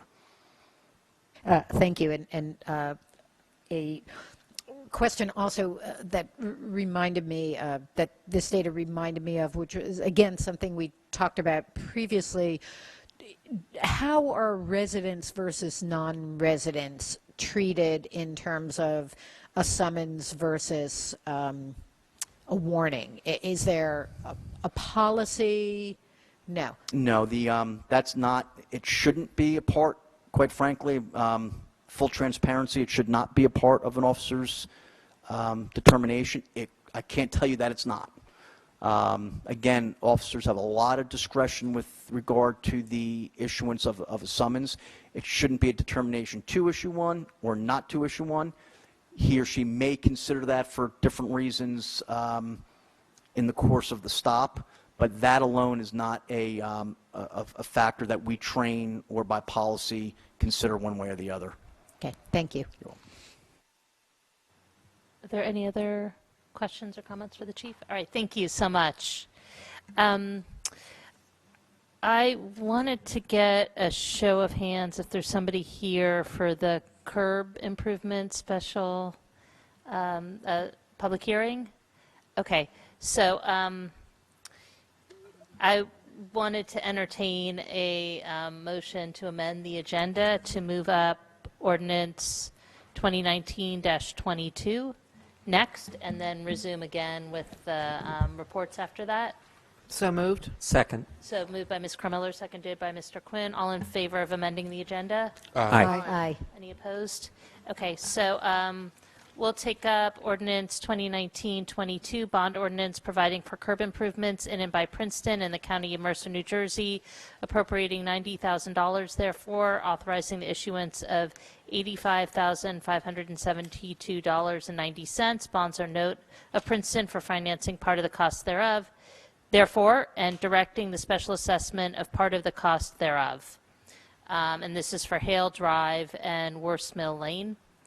Are there any questions about this ordinance before we open up the public hearing? Essentially a curbing improvements assessment ordinance. So I'd like to open up the public hearing if anybody would like to speak to this ordinance. Okay. And if you could please state your name for the record and speak into the mic.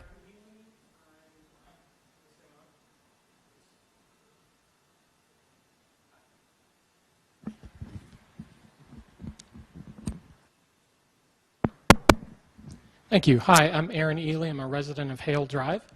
And so I come before you tonight because I have an issue with the assessment for people who didn't vote to have curbing installed. And my issue is this. So the vote for the group was, do you want curbing or not?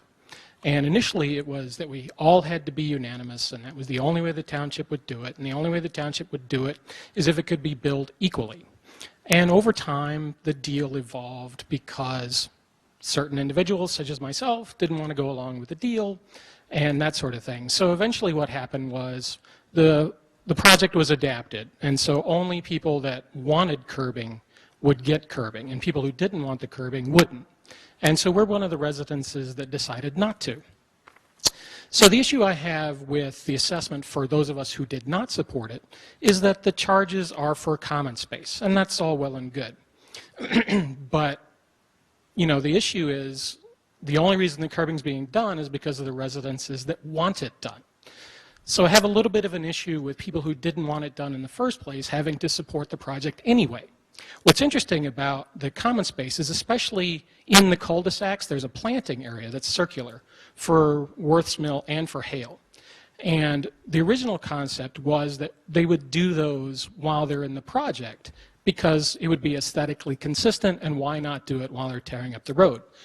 So the aesthetically consistent is now a problem because not everybody's getting curbing, right? So that no longer really holds.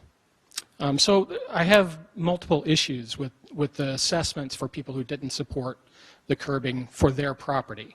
So, you know, honestly, I would propose that we don't pay anything, but I realize that might not be the case. But I do have an issue with that. So. Okay. And I can see that somebody wants to object to my objection. Okay. Thank you. My name is Audrey Strauss. I live at 11 Worth Mill Lane.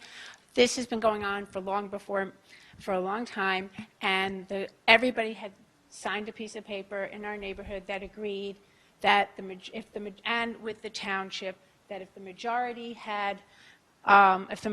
of the homes wanted the curbing, and that if we had people who didn't want the curbing, who said that they would even sign to pay for their portion of the open space, then everybody would be having to be responsible for the curbing. When I tell you, I think it's maybe 3 families out of 30, wait, how many homes in Lower Heatherstone? 16, 3 out of 16 that don't want the curbing. Of those 3, I think 1 or 2 of them are paying towards the open space. The person who spoke before us may be the only person who didn't want to pay for the open space. That being said, as far as the curbs and the circles in the middle are not coming out of, that's not coming from us, that's coming from the township. They're paying for the circles in the middle, which are like those in a cul-de-sac. It's a little circle.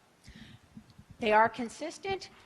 I don't even know if they have curbing. They have curbing currently.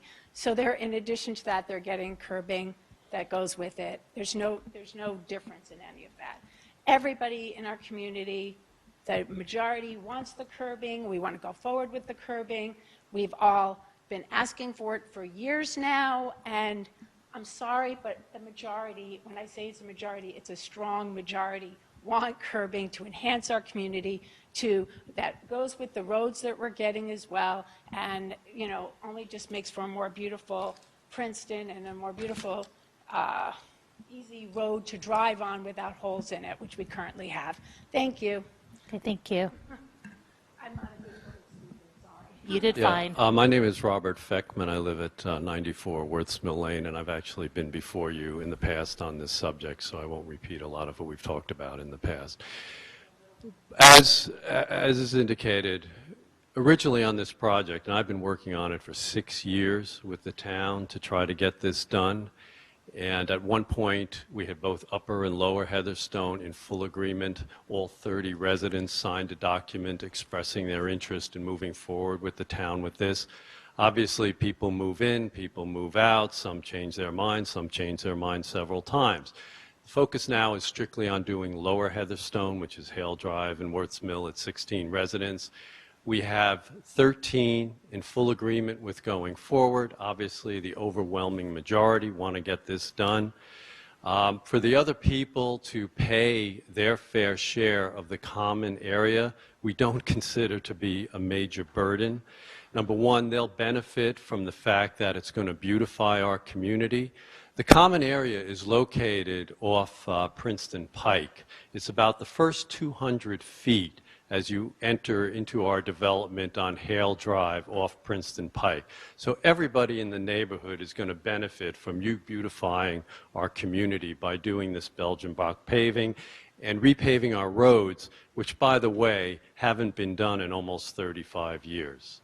I mean, I moved to this community 28 years ago. I was 37 years old. I'm 65 now. The roads haven't been paved. They're a mess. We've told you this a million times. We need to get it done. We need the curbing because the engineers have, explained to us how important it is in maintaining the structure of the road so that we're not back in 5 years trying to get you to repave again, okay? So there's a lot of reasons to do this. And as I understand it, the assessment for the common area for the people who didn't want to do it is, I believe, $1,400. Is that right, Dee? $1,250? Well, $1,250. You're offering the opportunity to finance it over 10 years. I mean, that's like 2 Starbucks coffees a week. This is not a major issue here. We got 13 people out of 16. It's been a long time. Let's just get this done. We think you're in agreement. Obviously, our residents are in agreement. Please, let's make this happen. Okay, thank you. Is there anybody, I want to. There's also, Lower Heatherstone is down a hill, and we have a lot of water drainage issues and erosion and problems, and the curbing will stop that because water will run down through the curb into the Okay, thank you. Is there anybody else who'd like to speak to this issue? All right, I'm going to close the public hearing and bring it back to council. Ms. Krummeler? Hi, hi everybody. We've been in this situation before, and I think most of the time you can't get unanimity, but this is a pretty strong majority, so I'd like to go forward with this. In fact, I will make a motion to introduce the ordinance. Okay. I have a question first. I'm sorry, I did read the packet. I have a question for Deanna. Of the fee that's being assessed to Mr. Ely or other homeowners who don't want to, I'll speak louder, who don't want to, who don't see this as a worthwhile investment, like what % of that is purely aesthetic and what % of that is, is all 1,250 purely aesthetic, or is 250 of it purely. Is that a fair question?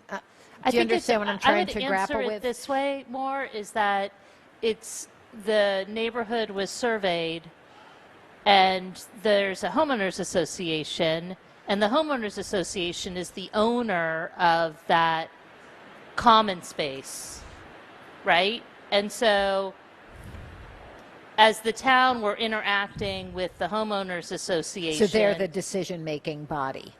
I think that makes it simpler for us, is that, Okay. and that's how normally we would do it on all other projects that are like this, where there's private open space that is having curbing.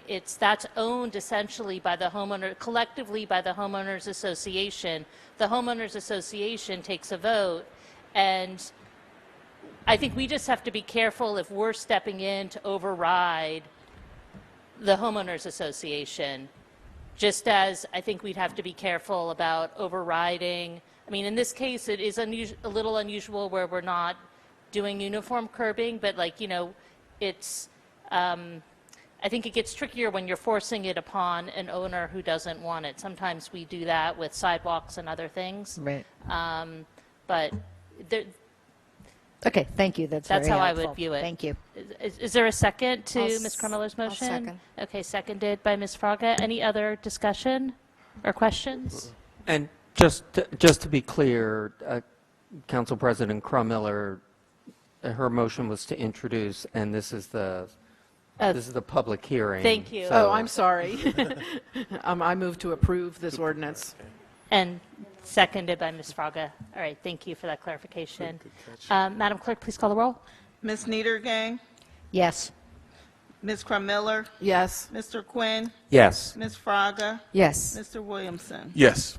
Okay, the ordinance passes unanimously, and my wish for your neighborhood is that you can come together as neighbors.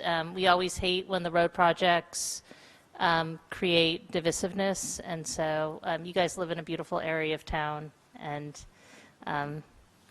drive slowly when your road is all smooth. Okay. Okay. All right, so we're going to go back to reports, and Mr. Shield, if you could give the two reports on the parking, both the Smart Card Transfer Program and also the Parking Ambassador Program. Thank you, Mayor. First, I'd like to start with just giving you an update on the Smart Card program. As you're aware, we're moving the Smart Card program transfer or program that will allow residents to transfer their Smart Card balances to the new Princeton app. That process will begin, we will be starting on June 17th with some testing. We will then have an opportunity starting the week of July 8th where we will have staff available in the evenings, on weekends, and during the day on various days that month to allow people to come in with their smart cards. They will have to come in with their smart cards, download the app. We will transfer their balances on their smart card onto the app. The individuals can still use the smart cards at the Spring Street Garage. We will continue to allow people to use that until which time as the equipment there can no longer accept those apps, so pretty much indefinitely, but we will not be reinvesting additional dollars if the machinery does break. So we will have information out to the public in terms of the timing, the exact dates when it will be available for people to come in and do a transfer of the smart cards. I'd also like to report on the Ambassador Program. That program began last week with our parking enforcement personnel. They began to become ambassadors last week. There are a number of hours when they're out on the streets. They actually take off their parking gear and they put on our ambassador gear and go out and assist people. That program has been going well. In addition to that, we'll have additional ambassadors out once the new parking regulations become in effect as of and we'll talk a little bit later about the exact timing of that. Once that's in effect, we'll have additional parking ambassadors out to assist residents. One more thing while I'm on kind of parking, I just wanted to go through.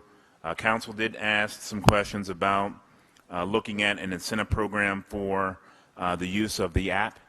And could we provide an incentive for people to move from using the app on a regular basis to using the wallet function of the app? We've done an analysis of the wallet.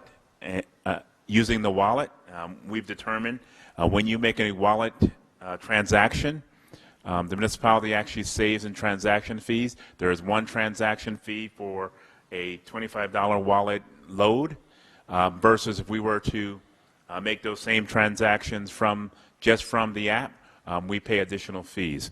So when we've completed the analysis, we believe that we can offer a bonus to the wallet. If you would load the wallet for $25, you would actually get $26 worth of parking. With that, in that case, we would provide incentives for the residents and also still continue to provide savings for ourselves. So I would recommend that we move forward with that program. Great. Do you want consensus from council on that at this point? All right. Is there agreement about the incentive for the wallet of? Most definitely. Yes. Okay. Yes. Great. And All thank right. you Yeah, very thank much you. for doing that. Seems like enthusiastic support for that, which is great. Really good analysis. And I think that we'd be interested too in just the feedback that the ambassadors are getting on the street. Absolutely. I think in addition to helping people, it'll be a helpful feedback for us if there's further adjustments or issues people are having that we should Absolutely. be aware of. Are ambassadors out on the weekends as well, or? Yes, the Okay. parking enforcement officers, they spend some part of their day every day being parking ambassadors. Okay. In addition, when we start up with the others, we'll have additional ambassadors out, including weekends. Wonderful, because I think we're going to have a few extra visitors this weekend, and sure that more ambassadors would be helpful. Ms. Cromiller? I was also curious about whether the problems with the lighting have been coming up, or if that, because it happened in December, our darkest month, and I'm wondering if we're still hearing about the lighting of the meters. I haven't heard that feedback from the ambassadors. Okay, thank you. And now, thank you for your patience. We have the report on energy aggregation, and I'd like to invite up Christine Symington from Sustainable Princeton and Gable Associates. And while they're getting set up, I want to thank Ms. Crumiller for being a leader on this initiative maybe 5 or 6 years ago. So thank you. The wheels of government grind slowly. Well, I hope that, we have to talk about it because it happened that the market went the wrong way. Right. So we hope it doesn't happen again. Yeah, the timing has to be right. But this is something that's mentioned in the Climate Action Plan. So glad to have it on the agenda for tonight. Is there a delay with the slides?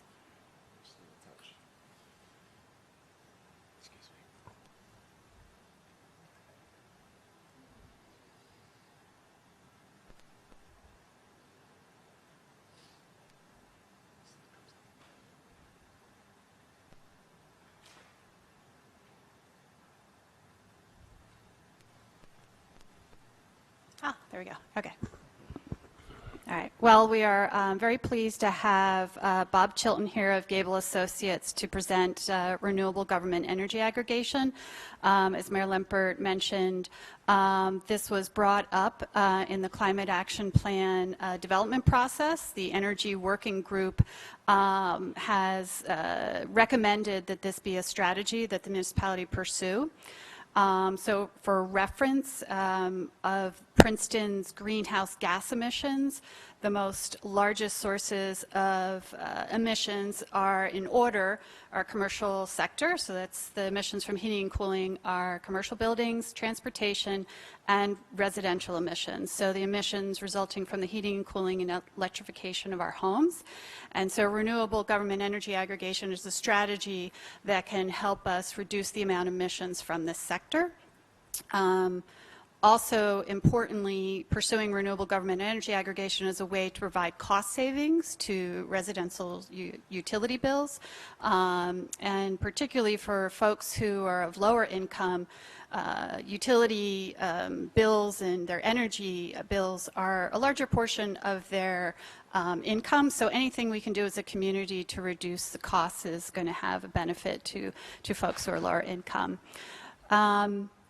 Just a few notes about the process. We're having Gable here to introduce the concept to get council familiar and comfortable with what it would entail for the municipality. If the council decides to move forward, then there would be a process, a resolution would need to be passed, a decision to engage Gable as the consultant to manage the process, and there's also an ordinance that's required that Bob can explain a little bit more in detail. So if that is something the municipality wants to continue with, then at subsequent meetings, those documents will be provided to council to process. So I know we want to turn it over to Bob because he's going to probably be able to do this in much more justice than I would in explaining what renewable government energy aggregation is and why we think this is important. Thank you. Good evening. Nice to see everyone here tonight. So let me, I'm going to go through this slide presentation hopefully fairly efficiently because I know some of these concepts are not foreign to you.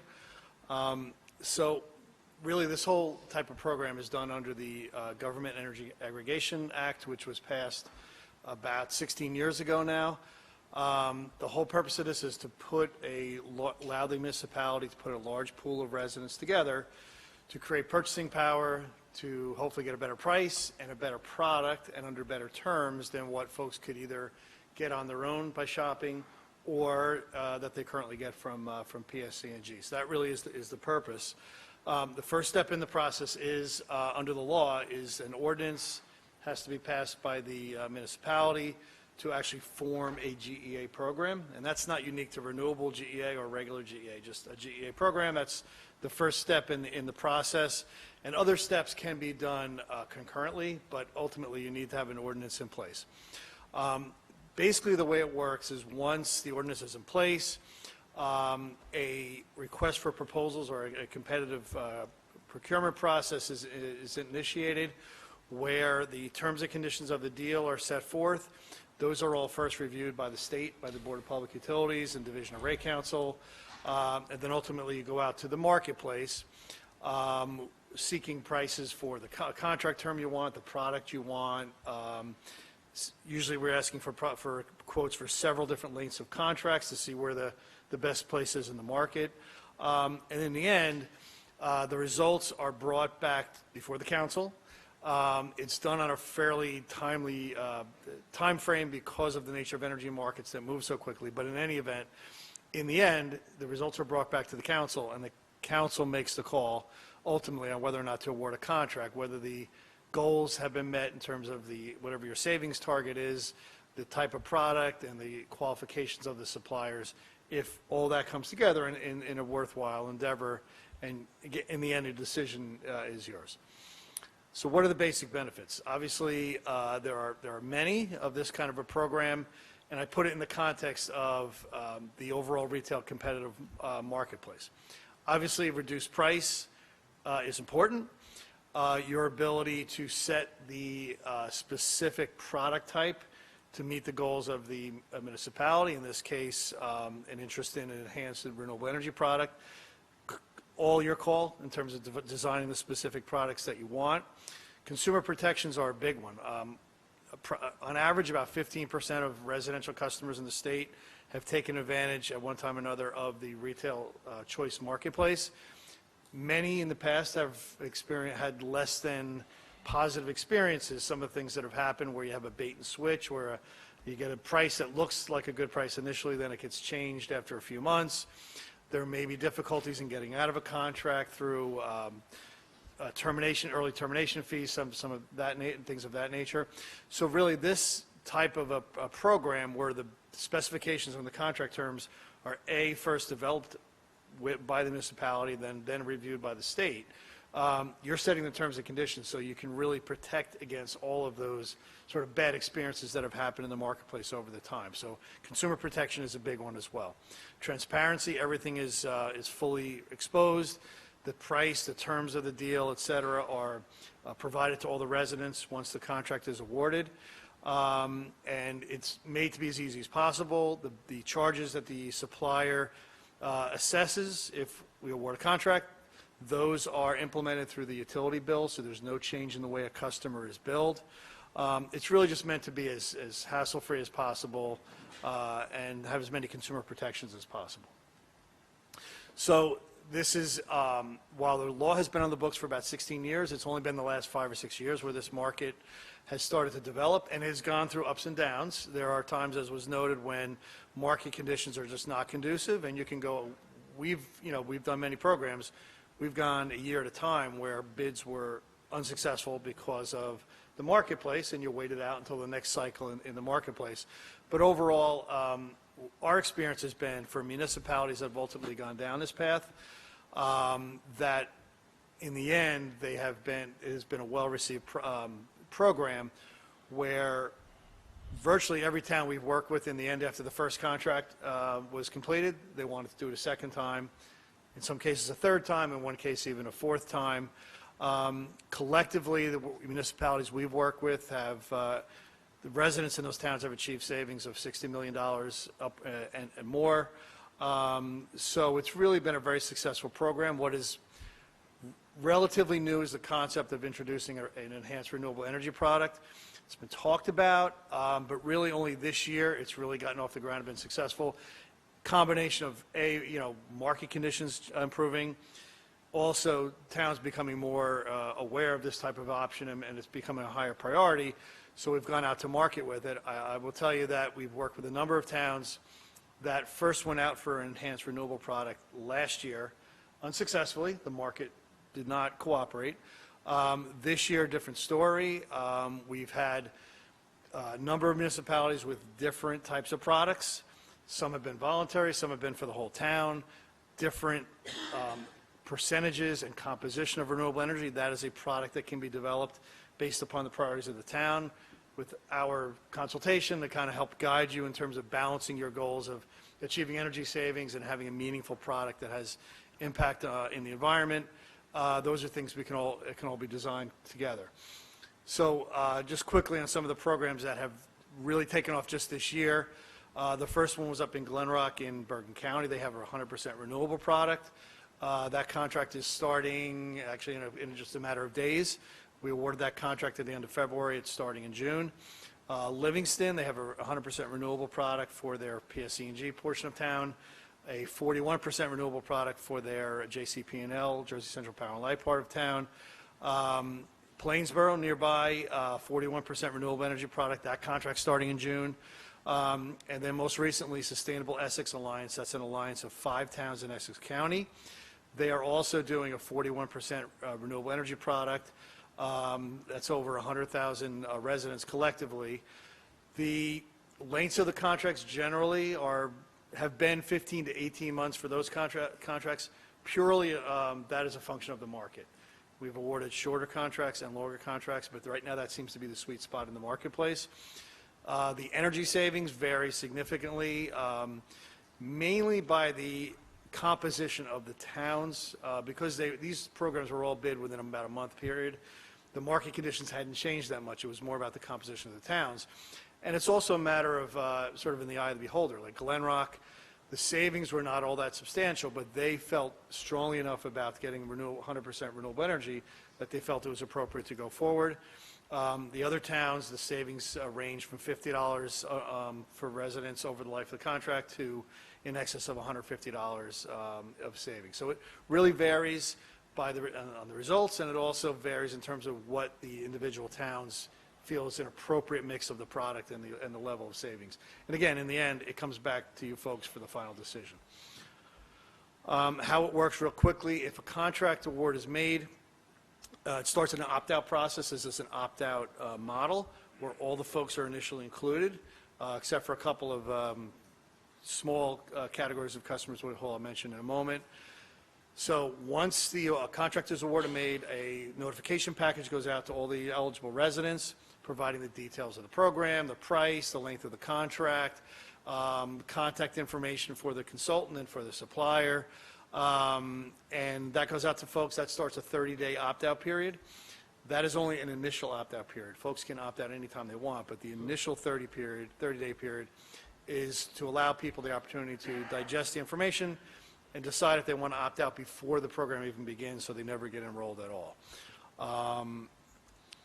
So at the end of the 30-day opt-out period, those folks that do not opt out, the supplier starts the enrollment process.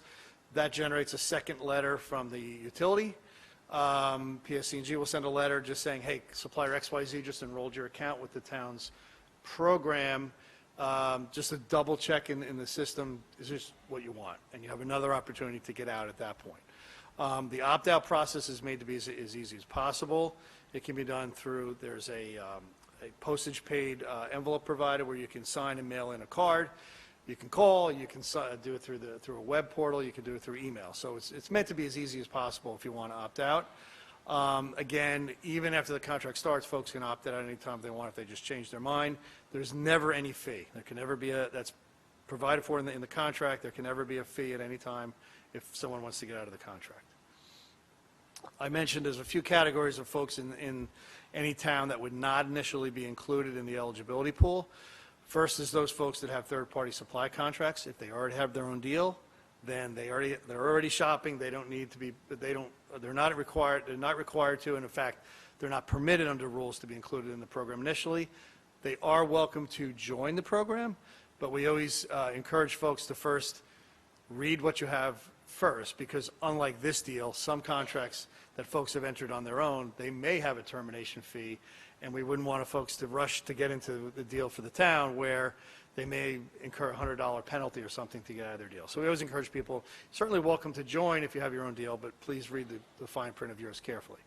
Also, folks that have an existing solar panel system on the roof, those folks benefit from something called net metering, which third-party suppliers generally are not able to provide. So the vast majority of folks with solar really are better off not being on a third-party supply contract, be it through a program like this or on their own. So those folks are pulled out as well. Again, they are welcome to join if in the end they figure out it will benefit them, but we always encourage them first to look at the details of how their net metering is working to make sure they would benefit. And finally, if there are any folks who early on in the process through the passage of the ordinance or early on before the program even gets off the ground, if they ask to be put on a do not disturb list, they don't want to be part of the program, we pull those out as well. That's usually a pretty small number, but if anyone says from day one, I don't want to be part of this, we keep a list and we pull them out. So quick recap, again, it's all about getting savings, balancing that with the renewable energy content. Some important points, and some folks that have not been in the third-party supply world up until now, they worry about how's this going to affect my relationship with PSC&G. It doesn't. There'll still be one bill from PSC&G. PSC&G is still the delivery company. That doesn't change. PSC&G remains the utility responsible for maintaining reliability of the delivery system, for restoring power if the lights go out. So folks, if the lights go out, they still call PSC&G, the same number. They still receive one bill, as I mentioned, from PSC&G. If some folks are on an equal payment plan or a budget billing plan, as we call it, the supplier under these contracts are required to set up the customer with a budget billing plan under this program. So that's maintained. If anyone is getting financial assistance through their PSC&G bill, through something like the Low-Income Heating Assistance Program or Lifeline Program, those are state and federally funded programs that are implemented through the PSC&G bill. Because you're still getting a PSC&G bill, that financial assistance is maintained. And finally, some folks have the worry-free appliance repair program with PSC&G. Again, PSC&G is still the delivery company. They still provide that service, so no change to that. If you have an appliance repair contract, you're still going to have that. And then the last slide I just show, this is a typical bill, what it looks like, only to emphasize that you'll still get the same bill. PSC&G still charges for delivery. The only difference is supply charges that PSC&G assesses will be replaced by the supply charges from the awarded contractor. Other than that, the bill looks the same.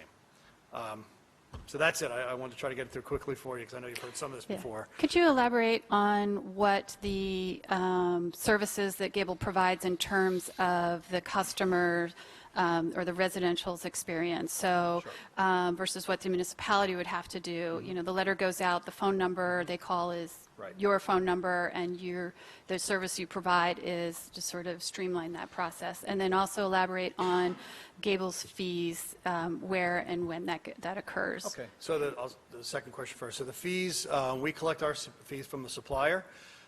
It is transparent. You know, that's something we would work out with the town, and then it's a very small, you know, 0.000 XXX per kilowatt hour that the supplier pays us. That's in the bid specification, so every supplier would know it's the same fee. It's not it's not negotiated with the supplier individually. This is the fee that you as the winning supplier must pay. So the supplier pays it, so that the municipality does not bear any. And only if there's an executed agreement. And only if there's an executed. We get paid when and if there's an award of a contract and the contract starts. So if there's no award, if it comes back and there's no favorable pricing and there's no contract award, then we don't get paid. And that's the risk we take. It's a model we're comfortable with. We've been working with it for many years. With regard to customer service, so what we provide, really what this is designed to provide is to take all of this off of the municipality, right, basically. So you've got your, as we've heard tonight, you've got a lot of things going on here. You don't need to add it to the list that you're now running an energy program. So that's something we provide. We have a toll-free telephone number for residents to call. We set up a help email address specific to the program where folks can email in and we'll respond with answers to their questions. And we also have a web portal. So we have a number of ways where folks can reach us. And if inevitably some folks call the municipality with questions, the typical scenario is those would be forwarded to us for response because, we really know the details of the program. So if the municipality chooses to have a point person that interacts with the folks, they can certainly do that. But we walk in with the expectation of handling all of that. And if there's any part of it the municipality wants to take back for whatever reason, just interact with customers, you certainly can. But we're prepared to take all of that on. Thank you for that great report. And for some of this, we've been this is our second time through it, but I just wanted to see if there's any questions from council members. Ms. Fraga? Yeah, the only question I had was, aside from the residents who have that would be either not included or opt out because they have their own solar power system or do not disturb list, and I think the other one was they have a third-party supply contract. I'm just curious as to what other reasons a resident may have for opting out. It varies, and usually the opt-out rate is relatively small, usually 5 to 10%, something like that. But it varies. Some folks just are unfamiliar with or uncomfortable with a switch of supplier, and as much as we try to explain that it's not going to affect your relationship with the utility, some folks just can't quite get their arms around that and don't feel comfortable. And again, the program is intended not to shove this down anyone's throat or against their will. If they just don't feel comfortable with it, there's always some folks that just feel like I don't want my local government making this decision for me. And again, we always try to explain to folks not to try to talk them out of that, but just to explain to them. Years ago, when the industry was changed, the utility was taken out of the power supply business. So PSE&G runs the wires. They don't own their own generating plants anymore.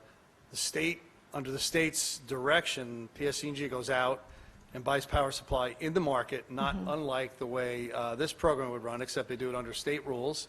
And basically, the system now is PSE&G is the delivery company, and essentially they're running a power supply program that's an opt-out program. So you get PSE&G power supply that they buy in the market unless you opt out and choose another supplier. So that's how I describe it to people. But again, if some folks still aren't comfortable with that, they opt out. So those are the two main reasons that we hear. So it sounds to me like perhaps a better understanding of what the program actually is might, for the folks who may not be interested because they don't understand it, perhaps more explaining, a better explaining it or doing more outreach Right, and would be that's helpful. what we do.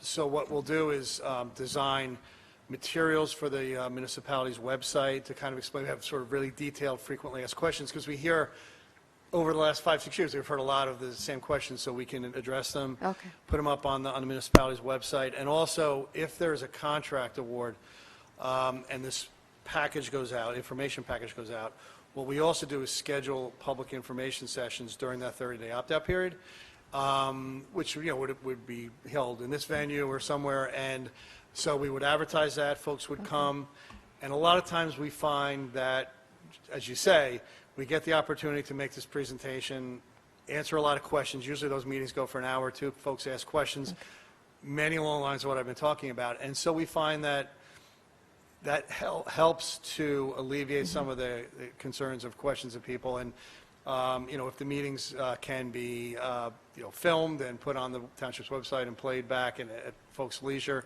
it's just a resource where people can actually hear a live conversation and get the questions answered. And a lot of time that does help. So I do have one follow-up question. I'll make it quick. So, we are a very diverse, multicultural community, and there are sometimes language barriers, though maybe not so much, but for when there is a language barrier, is this presentation available in other languages? Well, we can make the presentation available. One thing that is available, the program summary, which is mandated by the state rules require that there be a Spanish language version available, so we make sure that's prepared and that's available. We could certainly work with the appropriate people to convert the actual PowerPoint presentation to Spanish language. I mean, certainly we'd be very happy to do that. Thank you. I have a bunch of questions. So first, my first reaction to learning about this program is that, well, it's too good to be true. I mean, there seem to be virtually no downsides and a tremendous number of upsides, so hopefully I'm not missing anything obvious. You certainly haven't mentioned anything. But I do have a number of questions, so I'm not sure entirely I understand what the RFP would look like. Do we have to specify we want, you mentioned the number 41%, right? Do we have to say in the can we not kind of say we want the cheapest price with the most renewables possible? Or do we have to say we want to pay X cents per whatever kilowatt hour, and we want it to be 32% renewable?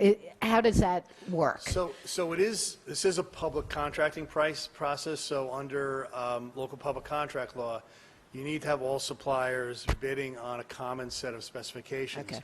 So yes, absolutely, you do have to set forth the product, but that's part of our job is most municipalities are looking to balance their sustainability goals with still achieving some cost savings for folks. So that's part of what we do. We're in the renewable energy market every day. We understand the utility tariffs very well. So we'll help sort of guide you to what the right product would be to meet your goals. I've even seen bid specifications designed where there are two different products, one that's a little more aggressive than the other, and then you take the bids on both products and see how much price differentiation there is, and then you can decide in real time, here are the results, do we feel comfortable going with a little higher price, but still saving, but maybe saving a little less for a really aggressive, say in the case of a couple I mentioned, 100% renewable. Right. So yes, we do have to set that forth in the specifications, but those are informed, they're not just picked out of thin air, they're informed products, and like I said, you could have a couple different products and then choose which one makes the most sense overall in real time based on the results. Okay, that's a great answer. I love that answer. So the next two questions are kind of related. Is there a percentage? You said the opt-out rate is usually 5 to 10%.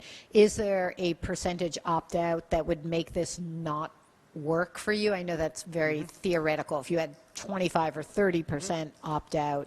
So the answer is no. Okay. Really the question is there a minimum participation rate where the supplier, if it doesn't meet that, the supplier could say no deal, right? And the answer is no. That's the risk that the supplier takes. Okay.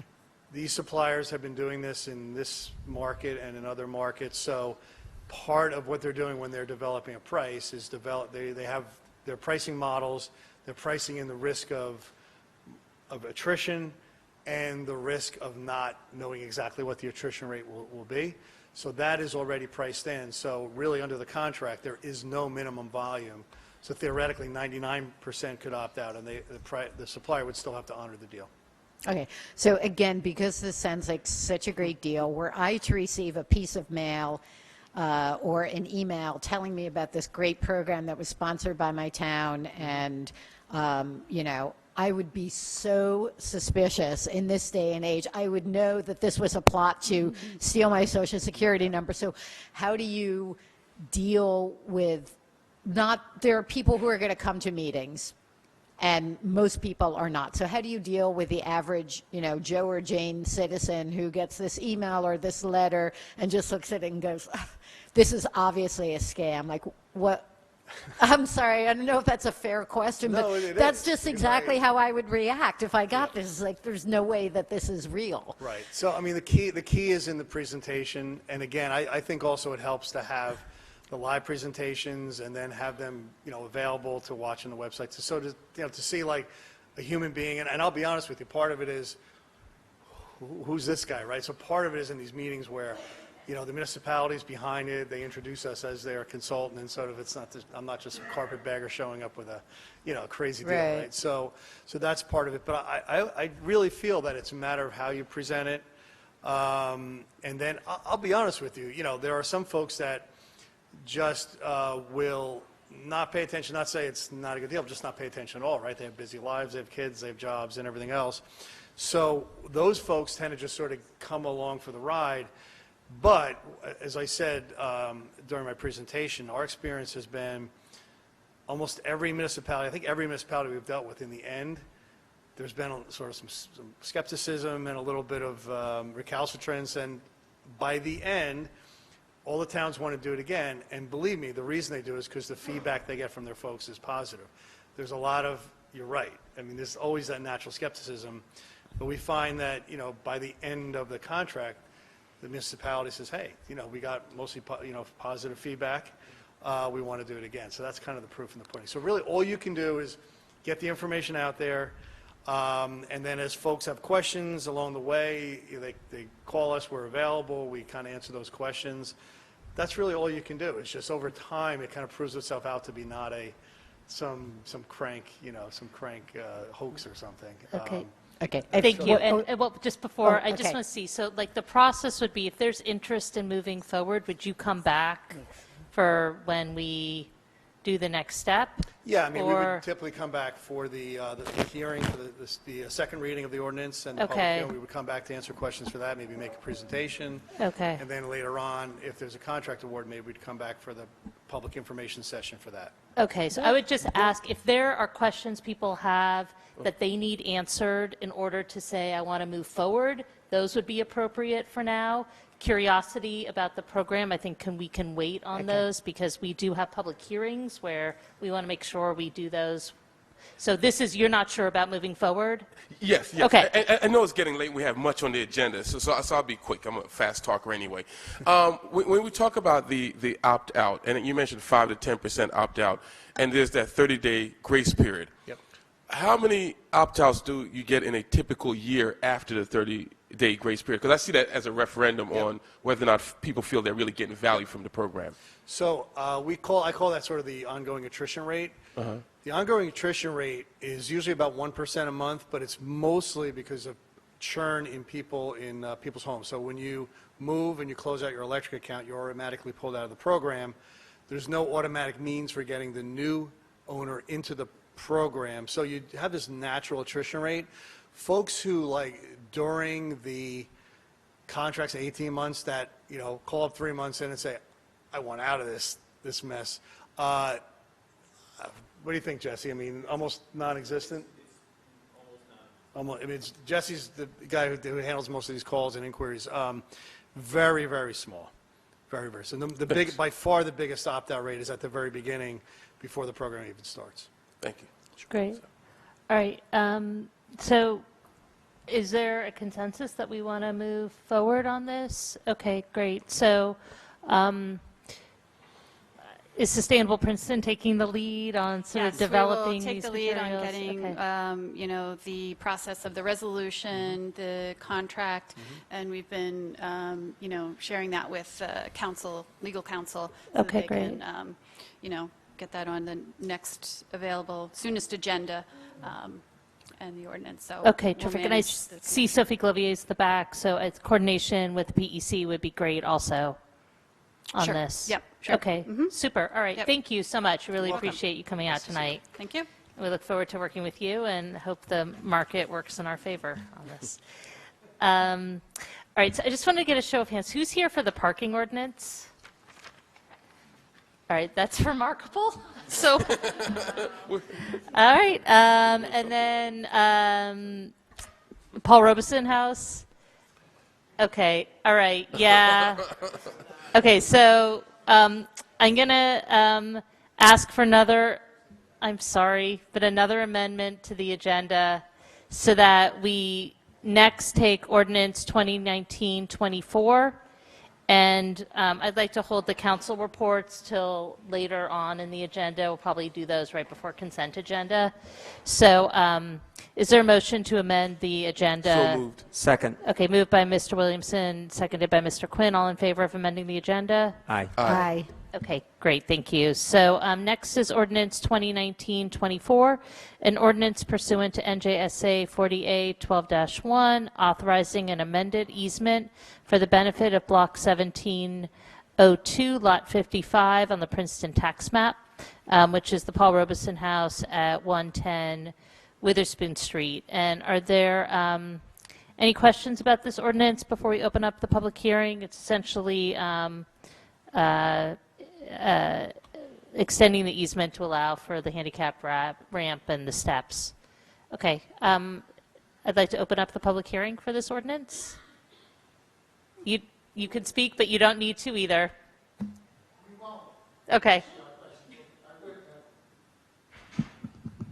My name is Dan Haggerty. I've been helping the Paul Robeson House folks with their very exciting renovation and improvement project of the property. We sincerely thank you for your cooperation. It's a wonderful project, and this will enable the amendment of the easement that was granted by the Borough Council in 2012 will enable a handicapped access ramp to be included as part of the project. So thank you, and any questions, we're here. Otherwise, thank you. Okay, thank you very much. Are there any other comments as part of the public hearing? And if not, I'll close the public hearing and bring it back to council. I'll make a motion to approve. Yeah, Second. Okay, moved by Ms. Krummeler, seconded by Ms. Niedergang. And Madam Clerk, please call the roll. Ms. Niedergang, Yes. Ms. Miller, Yes. Mr. Quinn, Yes. Ms. Fraga, Yes. Mr. Williamson. Yes. And the ordinance passes unanimously. And we, on behalf of the town, we want to thank you for all of your work. And it's a really great project for the town, so thank you.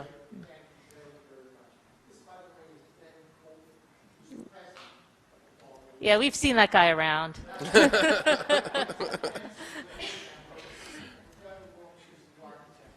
Yeah, we've seen him before too. All right, thank you all so much. We really appreciate it. Okay, so now we'll go back to ordinance 2019-23, an ordinance of the municipality of Princeton concerning loading zones, parking, and parking rates, and amending the code of the Borough of Princeton, New Jersey, 1974. And I just want to make sure that what we're voting on tonight is the version of the ordinance that was introduced, and I want to thank Mr. Williamson for pointing this out. But at some point, what was online was the unamended version. So just to be clear, this is keeping the 3-hour parking on Witherspoon Street. And even though nobody's here to speak as part of the public hearing, just for the record, I want to reiterate what this ordinance does. So it creates a loading zone in front of the Nassau Inn for passenger pickup and drop-off. It's putting meters in the loading zone that's in front of Brooks Brothers, so that those meters will be active in the evenings, and on Sundays they'll be 3-hour meters. And if we're using that as a pilot, and if that goes well, there are other loading zones, the ones that aren't on Nassau Street, where we can do the same treatment, where they'd be metered parking in the evenings and on Sundays. Across the board, the 2-hour limits have now been will be extended to 3-hour limits, and the fees are changing. So all 3-hour meters will be $1.75 an hour. The all-day meters will be $1 an hour, and the dinky lot will be $5 a day. And the effective date for these changes will be starting the earliest on June 17th. We'll be phasing in the changes, and at the latest they'll be implemented by September 6th. And there's associated signage, changes to the app, and other things that we need to coordinate as we make the changes. So with all that, I'd like to open up the public hearing for this ordinance. And seeing no one, will close the public hearing. I will, for the record, say there were quite a few comments at the introduction. So is there a motion to approve? So moved. Second. Moved by Ms. Kremler, seconded by Ms. Fraga. Any further comments? Madam Clerk, please call the roll. Ms. Niedergang, Yes. Ms. Kremiller, Yes. Mr. Quinn, Yes. Ms. Fraga, Yes. Mr. Williamson. Yes. And the ordinance passes unanimously. And I do want to, even though people aren't here tonight, want to thank everybody who helped get us to this point, and thank the staff also. Okay, now we come to ordinance introductions. The first is 2019-25, an ordinance by Princeton authorizing a license agreement for Block 2701, Lot 1, Princeton Tax Map pursuant to NJSA 40A 12-1, which is Hamilton Jewelers at 9298 Nassau Street. And similar to the Paul Robeson House ordinance, this ordinance will allow for a double access door and stairs on Witherspoon to create a more attractive entrance to the store from Witherspoon Street. I'll move it. It's been moved by Ms. Kremler, seconded by Ms. Fraga. Any questions or discussion? Madam Clerk, please call the roll. Ms. Niedergang, Yes. Ms. Kremiller, Yes. Mr. Quinn, Yes. Ms. Fraga, Yes. Mr. Williamson. Yes. And the ordinance has been introduced. The public hearing will be on June 10th, 2019. Next is ordinance 2019-26, an ordinance by the municipality of Princeton establishing standards for gender-neutral single-occupancy restroom facilities and amending Chapter 11 of the Code of the Borough of Princeton, New Jersey, 1974. And this is an ordinance that comes by recommendation from the Civil Rights Commission to require single-stall bathrooms to not be marked as men's or women's. Yeah, Mr. I know Shields? the university had a concern. I don't know if you want to kind of speak about it. Just one thing that we should note, and I know they'll be working with us after the introduction in terms of just a question that is out there about this ordinance, and I can let Kristen kind of talk about it a Good little bit. evening, Mayor and Council. Kristen Applegate, Princeton. I know, and There's I something really wrong with the always mic. talk That's better. loudly. I'm sorry.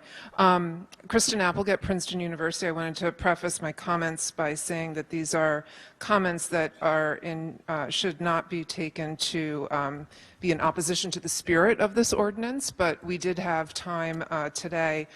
I had time today after seeing this item on your agenda over the weekend to speak with a few of my colleagues, because you might know that the university has been in the process of converting single occupant toilet facilities across the campus, and we had a few comments that we wanted to make this evening. Under the section where you, and it is really dark in here, section 11-9, in section 1, you don't list gender identity in the list of reasons.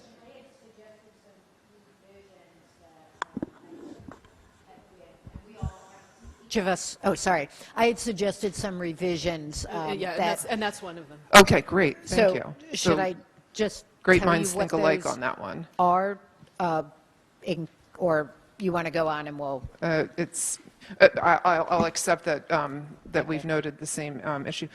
We also questioned that there didn't seem to be any provision for an entity to request a waiver, that there was no process identified for whether whomever it might be to request a waiver. So we wanted to ask if that might be considered.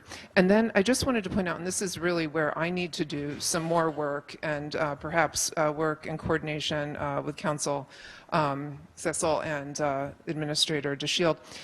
In going through this process, the university has noted that it's required that there be compliance with National Standard Plumbing Code, and if you are not in compliance with National Standard Plumbing Code, that you are then not in compliance with New Jersey state law, and that this at certain times, and I was not in the period of time this afternoon able to determine if this is an issue that is particular to higher education institutions or whether it is more broad and has something to do with the number of actual facilities within an entity, and there have to be equal under plumbing code in certain facilities. You have to have a certain number of actual, I guess, toilets available, and that they need to be available in certain cases by gender. And we've worked it out on campus, but it has taken time for our code officials to be able to identify a few locations where, because of not being in compliant with National Plumbing Code, where we weren't able to make a change. So I just wanted to point that out. I think it's something that we can work in the coming weeks. It was brought up to me by my code officials. I'm not a code official. Wanted to raise this and just ask that if we can work on it with council. And it might be a very simple misunderstanding on our part of what's intended here. But I just wanted to note those. I'll circle back with our construction official. It was something I had raised with him previously. You know, I don't know that I drilled down to the plumbing code, but I certainly did discuss with him, are there, you know, requirements under New Jersey state law or federal law for how many bathrooms you have? You know, do you have to have a certain number for each gender? And he wasn't aware of anything like that, but I think, you know, Kristen, now that you've been very specific in terms of the issues, we'll go back to him again and just make sure. Sure, and I'd be happy to get the references from our code officials to share with Mr. Petnut and yourselves. That would be helpful. It would be very helpful if you wouldn't mind just shooting Absolutely, me an email. yeah. And then, I think it's just and then an I'll issue talk to where we've been working on this across campus for a while, so they were very aware of the issue. And again, we're not in opposition to the ordinance. We Right. just want clarity. Okay, and then just a couple of things. So the public hearing for this, assuming it's introduced tonight, would be on June 10th. So if that information could come to us in advance of that, that would be most helpful. I'm having it to your to council and administrator this week. Okay, perfect.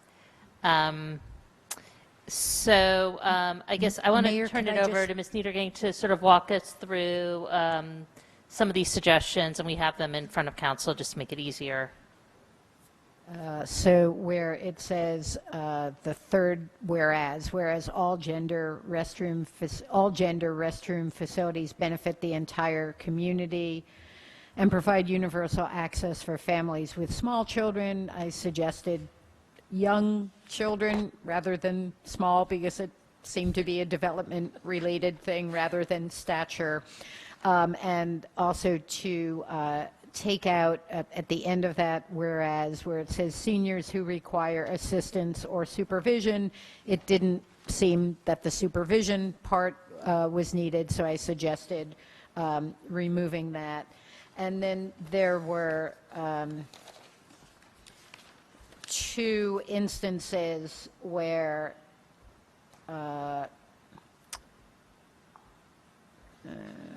It's where it says sex instead of sex, put gender where- identity. Yes, where it should be, instead of sex, it should be gender identity. And those are both in the twice. statement of legislative findings. Yeah, which I was trying to find, and that It's 11, follows. it's 11-9A. Well, should it be sex or gender identity to include sex also?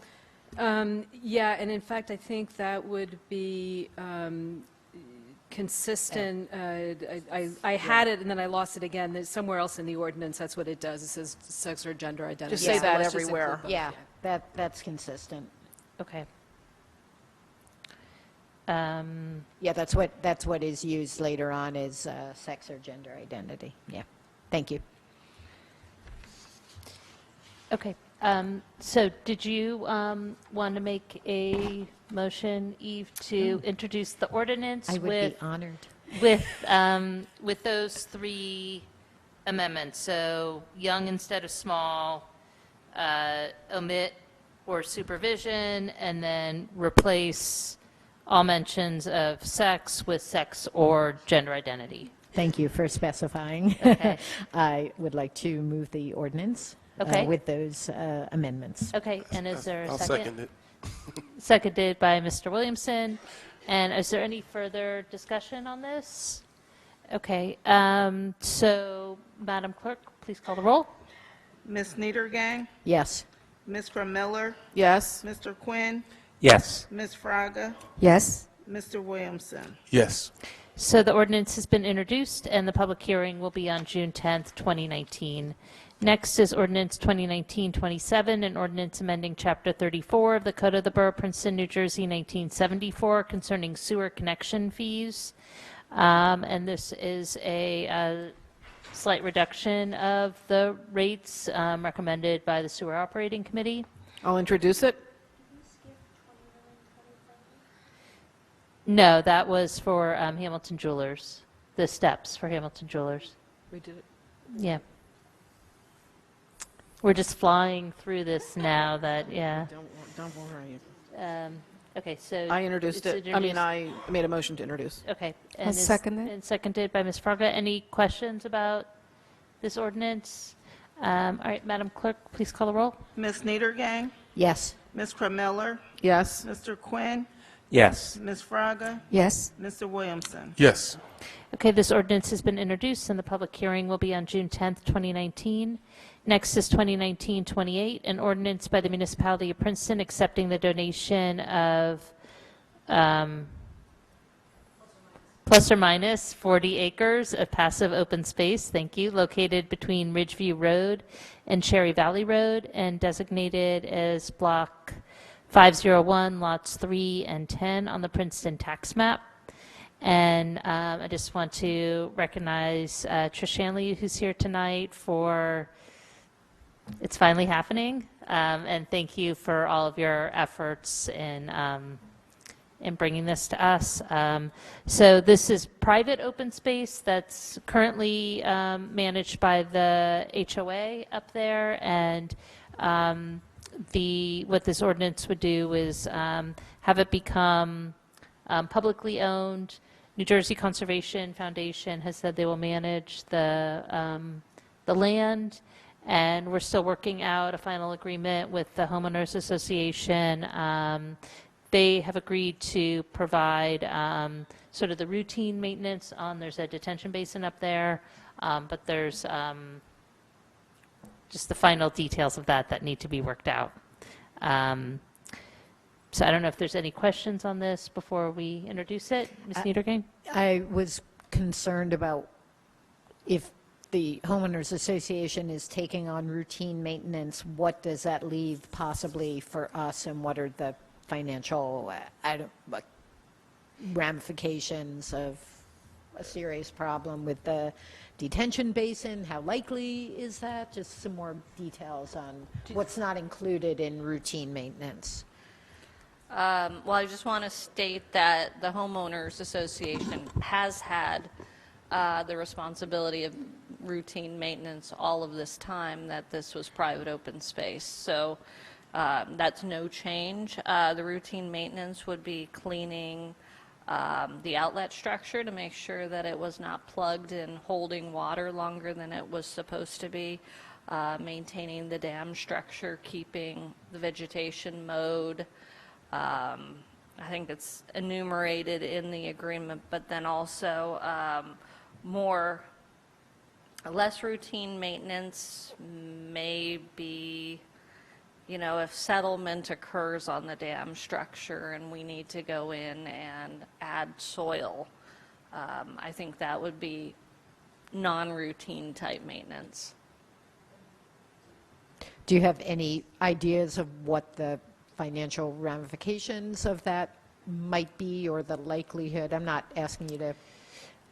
I reached out to Bob Kaiser, who I think was the person who oversaw the construction of this, and I mean, it's under normal circumstances. I mean, these things are not super complicated feats of engineering, and they're supposed to basically just keep on doing what they're doing, right? And so That's just what I wanted to know, that we're not looking at some enormous financial liability that we're not. It's not like a center field where you have to replace the surface every 10 to 15 years. It's sort of like it, especially if you're taking care of it. Okay.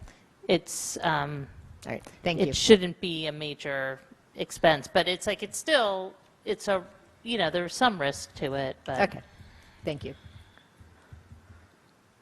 Are there any other questions? All right. Is there a motion to introduce? Moved by Ms. Fraga. Second. Seconded by Mr. Quinn. Madam Clerk, please call. Oh, did you want to say something, Trish, before we voted? Okay. Madam Clerk, please call the roll. Ms. Niedergang? Yes. Ms. Miller? Yes. Mr. Quinn? Yes. Ms. Fraga? Yes. Mr. Williamson? Yes. Yes. So the ordinance has been introduced, and the public hearing will be on June 24th, 2019. So next is ordinance 2019-29, an ordinance by the, so is that going to the planning board? Or why is it, oh, because we need time to work out the HOA agreement? Got it, okay. Next is ordinance 2019-29, an ordinance by the municipality of Princeton regulating omnibus, tour bus parking, and amending the Code of the Borough of Princeton, New Jersey, 1974. And essentially what this ordinance does is it sets up tour bus parking area on Lower Alexander, charging $20 an hour and making it illegal for the tour buses to park on any other street. So they're still allowed to do the pickup and drop off on Nassau Street as they are now. They have to park down on Lower Alexander in those spots. And if they're found anywhere else, they can be charged up to a $2,000 fine. So I want to thank Deanna Stockton, Chief Sutter, Lise Maddox, who's not here, for helping put this together, and also Mimi O, who's been a real push for getting this on our agenda. So I don't know if there's any questions on this, or there's a motion to introduce. I'll move. Second. Moved by Ms. Fraga, seconded by Mr. Quinn. And Madam Clerk, please call the roll. Ms. Niedergang? Yes. Ms. Miller? Yes. Mr. Quinn? Yes. Ms. Fraga? Yes. Mr. Williamson? Yes.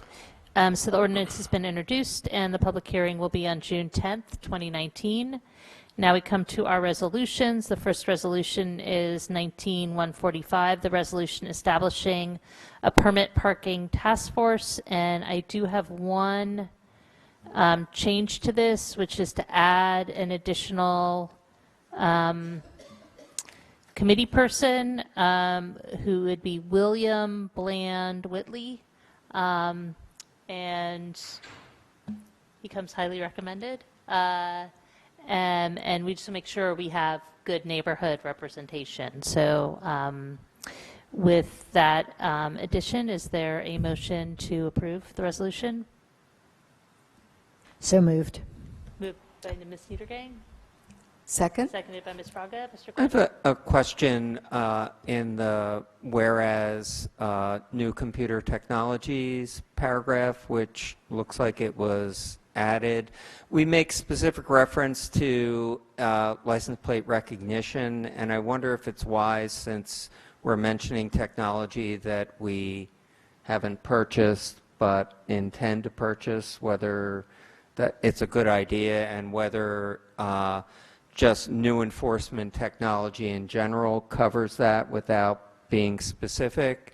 It's in the 1, 2, 3, 4, 5, 6, 7th, 8th, 9th whereas new computer technology facilitates. Yeah, I noticed that too. I definitely support, I didn't comment on it, but I definitely support pulling back from being so specific since we don't have that technology at this point.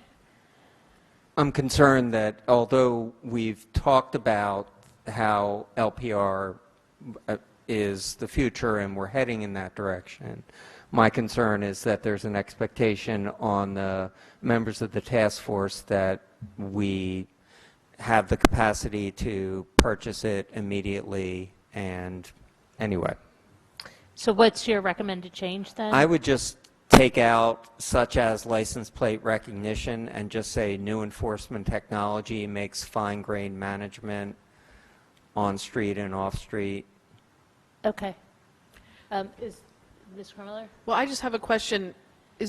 Are you in part, Tim, are you concerned about the other aspects of license plate reader technology that is being discussed in the wider context of privacy laws and other things like that? I think that that's a discussion to have when we consider purchasing LPR, and since I think my concern is that we're putting something in the permit process that really is not part of our technology. Okay. So well, just because I don't know if our police, if they feel like they would just do that without us, like we don't usually approve or disapprove the technology that the police use. So I was just wondering if we use that or if we need to have a discussion about that, because I thought, from what I've been hearing in our meetings about parking, I think there's an assumption that we're going to do it eventually. But I think it would require a capital expenditure that council would need to approve, and that there would be a discussion about that. It would go through a capital ordinance process. Well, I would say, but I just want to interrupt and say, number one, like let's take it out of here for this ordinance tonight. But I would, if there are concerns about LPR, I don't want to, that are more philosophical, those should be had up front and not after we've spent 100 hours working on it. That's exactly my concern. I would say, let's have that philosophical discussion at the soonest possible moment, not tonight, but people should be reading up on it. It feels like we're all under surveillance, so I think that, you know, we also want to be using tools that help us make this work. But, all right, so. Correct, and I have no objection to LPR. It's just, I think it's not appropriate to be in this resolution. Got it. Okay, so there's an amendment. So it's been moved by Mr. Quinn. I'm going to take that as a motion to take out such as license plate recognition. And is there a second for that amendment? Second. Second by Ms. Niedergang. And all in favor of the amendment? Aye. Aye. Any opposed? Now, do we also have to, since the resolution was moved, we need to vote on the whole thing as amended, right? Okay, then and that's already been moved. So all in favor of the amended resolution? Aye. Aye. Any opposed? Great. Okay, so that, the permit parking task force, it's myself, Ms. Fraga and Mr. Cohen, and we'll set up a meeting soon, and we'll try to keep everybody up to date on our progress. It'll be an interesting assignment. Okay, next is 19-146, resolution authorizing agreement for roof repairs pursuant to County of Mercer Cooperative Contract Purchasing System not to exceed $68,781.16. And this is for roof repairs to the Chestnut Street Firehouse. I'll move it. Moved by Second. Ms. Krummeller, seconded by Mr. Quinn. Any discussion or questions? All in favor? Aye. Any opposed? All right, resolution passes unanimously. Next is 19-147, resolution adopting an updated complete streets policy for the municipality of Princeton. This was recommended as part of our transportation meeting to get this up to sustainable Jersey standards. I'll move it. Moved by Ms. Second. Krummeller, seconded by Mr. Quinn. Any discussion or questions? All in favor? Aye. Any opposed? Resolution passes unanimously. Next is 19148, resolution authorizing an amendment to Passport Lab Incorporated agreement. And I want to thank Mr. DeShield for this. Essentially, it reduces the convenience fees for using the app from the current 35 cents down to 25 cents. And if you use the wallet, it's reduced further to 20 cents. Wow, we're really losing everybody tonight. Is there a motion to approve? So moved. Second. Moved by Mr. Quinn, seconded by Ms. Kremiller. Any questions or discussions? Yes. Just so everyone knows, I'll get a date once the contract is approved where we'll have a start date for the new change. Okay, I'll terrific. advise council. All right, all in favor? Aye. Any opposed? Resolution passes unanimously. Lisa, were you here for something in particular? Or just? Okay, we're almost there. We'll probably just go in order. All right. 19149, resolution authorizing 16-hour workdays and a full roadway closure for a maximum of 135 days and nighttime work hours from 6 p.m. to 11 p.m. to replace Mercer County Bridge structures 330.1 and 331.1 on Alexander Street beginning in November 2019, and I recommend we take that together with 19150, resolution in support of the New Jersey Department of Transportation's project to replace the Delaware and Raritan Canal Bridge on Alexander Road in the Township of West Windsor. Both of those? Second. Moved by Ms. Krummeller, seconded by Ms. Niedergang. Any discussion? All in favor? Aye. Any opposed? Okay, resolutions passed unanimously, and oh no. This was the one that was removed. This is removed. Yeah. Oh. I'm so sorry. You were, all right. That makes me feel a little better. So this is going to come back at the June 10th meeting, is that correct? And Mercer County asked that we pull it because, Deanna, just since Lisa's here too, can you just give an update on why it's being pulled? Yes, sorry, Lisa, I apologize. I should have updated you. Mercer County asked that this be pulled because they wanted to confirm that Elm Road is still on the schedule for resurfacing this summer. They had some other priorities come up that needed some budgeting, and so they needed to check to make sure Elm could still be taken care of this summer. So once we get confirmation on that, we're ready to go for the June 10th meeting. Great, thank you. We'll see you again June 10th. We'll try to put it as the first resolution on June 10th. You're a good sport. Okay, 19153, resolution approving shared services agreement with the Princeton Public School District for busing services for Princeton summer recreation programs for the amount of $328 per day.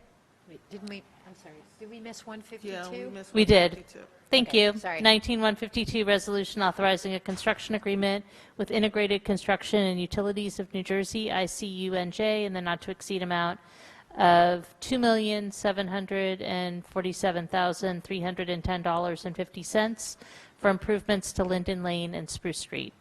I'll move it. Moved by Ms. Krummeller, Second. seconded by Mr. Quinn. Any questions or comments on this ordinance, this resolution? All right, all in favor? Aye. Any opposed? Resolution passes unanimously. Next is 19153, resolution approving shared services agreement with the Princeton Public School District for busing services for Princeton summer recreation programs for the amount of $328 per day. Is there a motion to approve? Moved by Mr. Williamson. Second. Seconded by Ms. Niedergang. All in favor? Aye. Aye. Any opposed? Resolution passes unanimously. Next is 19154, resolution of the Mayor and Council of Princeton approving a Chapter 159 special budget item for Pew Charitable Trust's Emergency Preparedness and Response Climate Impact Grant in the amount of $50,000. And I want to congratulate Jeff Grosser and also thank Sustainable Princeton for their help with this. This is really great program tied in with one of our priorities that we've been talking about in the Climate Action Plan. So great job. So is there a motion to approve? So moved. Second. Moved by Ms. Niedergang and I think seconded by Mr. Quinn. All in favor? Aye. Any opposed? Resolution passes unanimously. Next is 19155, resolution authorizing amended grant agreement, Green Acres Program for open space acquisition, $375,000. I had a question Okay. on this one. I wasn't sure I understood it. Is it a general resolution for money for open space or for a specific site? And is there a time frame in which the money There's not. has to be? We're part of the Green Acres Incentive Program, where we were awarded a grant of about $6 million. And basically what you're doing is you're amending the grant. For all of our past purchases that have been applied towards the grant, we now have a balance of the $375,000 that we can use towards future purchases. So there is not a designated specific site for this grant at this time, but once a site comes available, we can apply to Green Acres to use those funds. And it just will sit there until we want it? No. Correct. Okay, thank you. Is there a motion to approve? So moved. Second. Moved by Ms. Kremiller, seconded by Mr. Quinn. All in favor?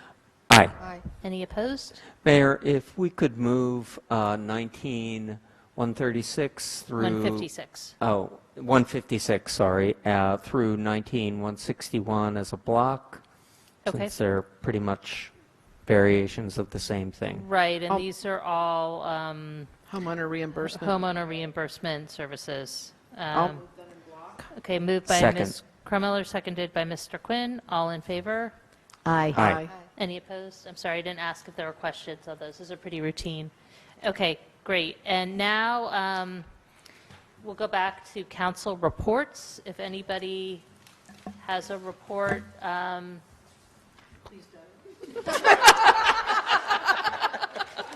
Can actually, I'm just kidding. I don't. Submit in writing. Yes, and that's what I was going to say. I was going to report on our, actually, a couple of my colleagues, Councilman Williamson and Councilwoman Krummeller, attended a 2020 census workshop that was very informational, and so I would like to share with the rest of my colleagues my report on that, but I'll do so in writing, submitted to the clerk. Also, I wanted to report on the very successful Witherspoon-Jackson celebration that Human Services and our police department participated in. Again, I'll write out a report on that. And from Human Services, wanted to report that our youth employment program has 45 students. I hope that's correct. But everyone who applied was found the position. That's terrific. That's great. All right, so I would just recommend that everybody put their reports in writing, which we do after every meeting anyway. And submit it to Dolores to include in the minutes for this meeting. All right. All right, now we come to the consent agenda, which contains items of a routine nature passed by single vote. Are there any items anybody would like removed from the consent agenda? I just have a clarifying question.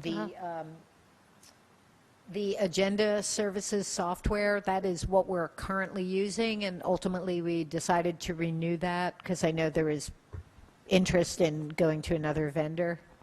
Yes, That- we have to renew it until the end of the year. Right, Okay. that's our current vendor, and we're looking to renew it, but we do need to renew for this year. Okay, thanks. All right, is there a motion to approve the consent agenda? I'll move. Moved by Ms. Frauda, Second. seconded by Ms. Niedergang. All in favor? Aye. Aye. Any opposed? Would Mr. Williamson like to make the motion to adjourn? Second. All in Second. favor? Aye. Aye.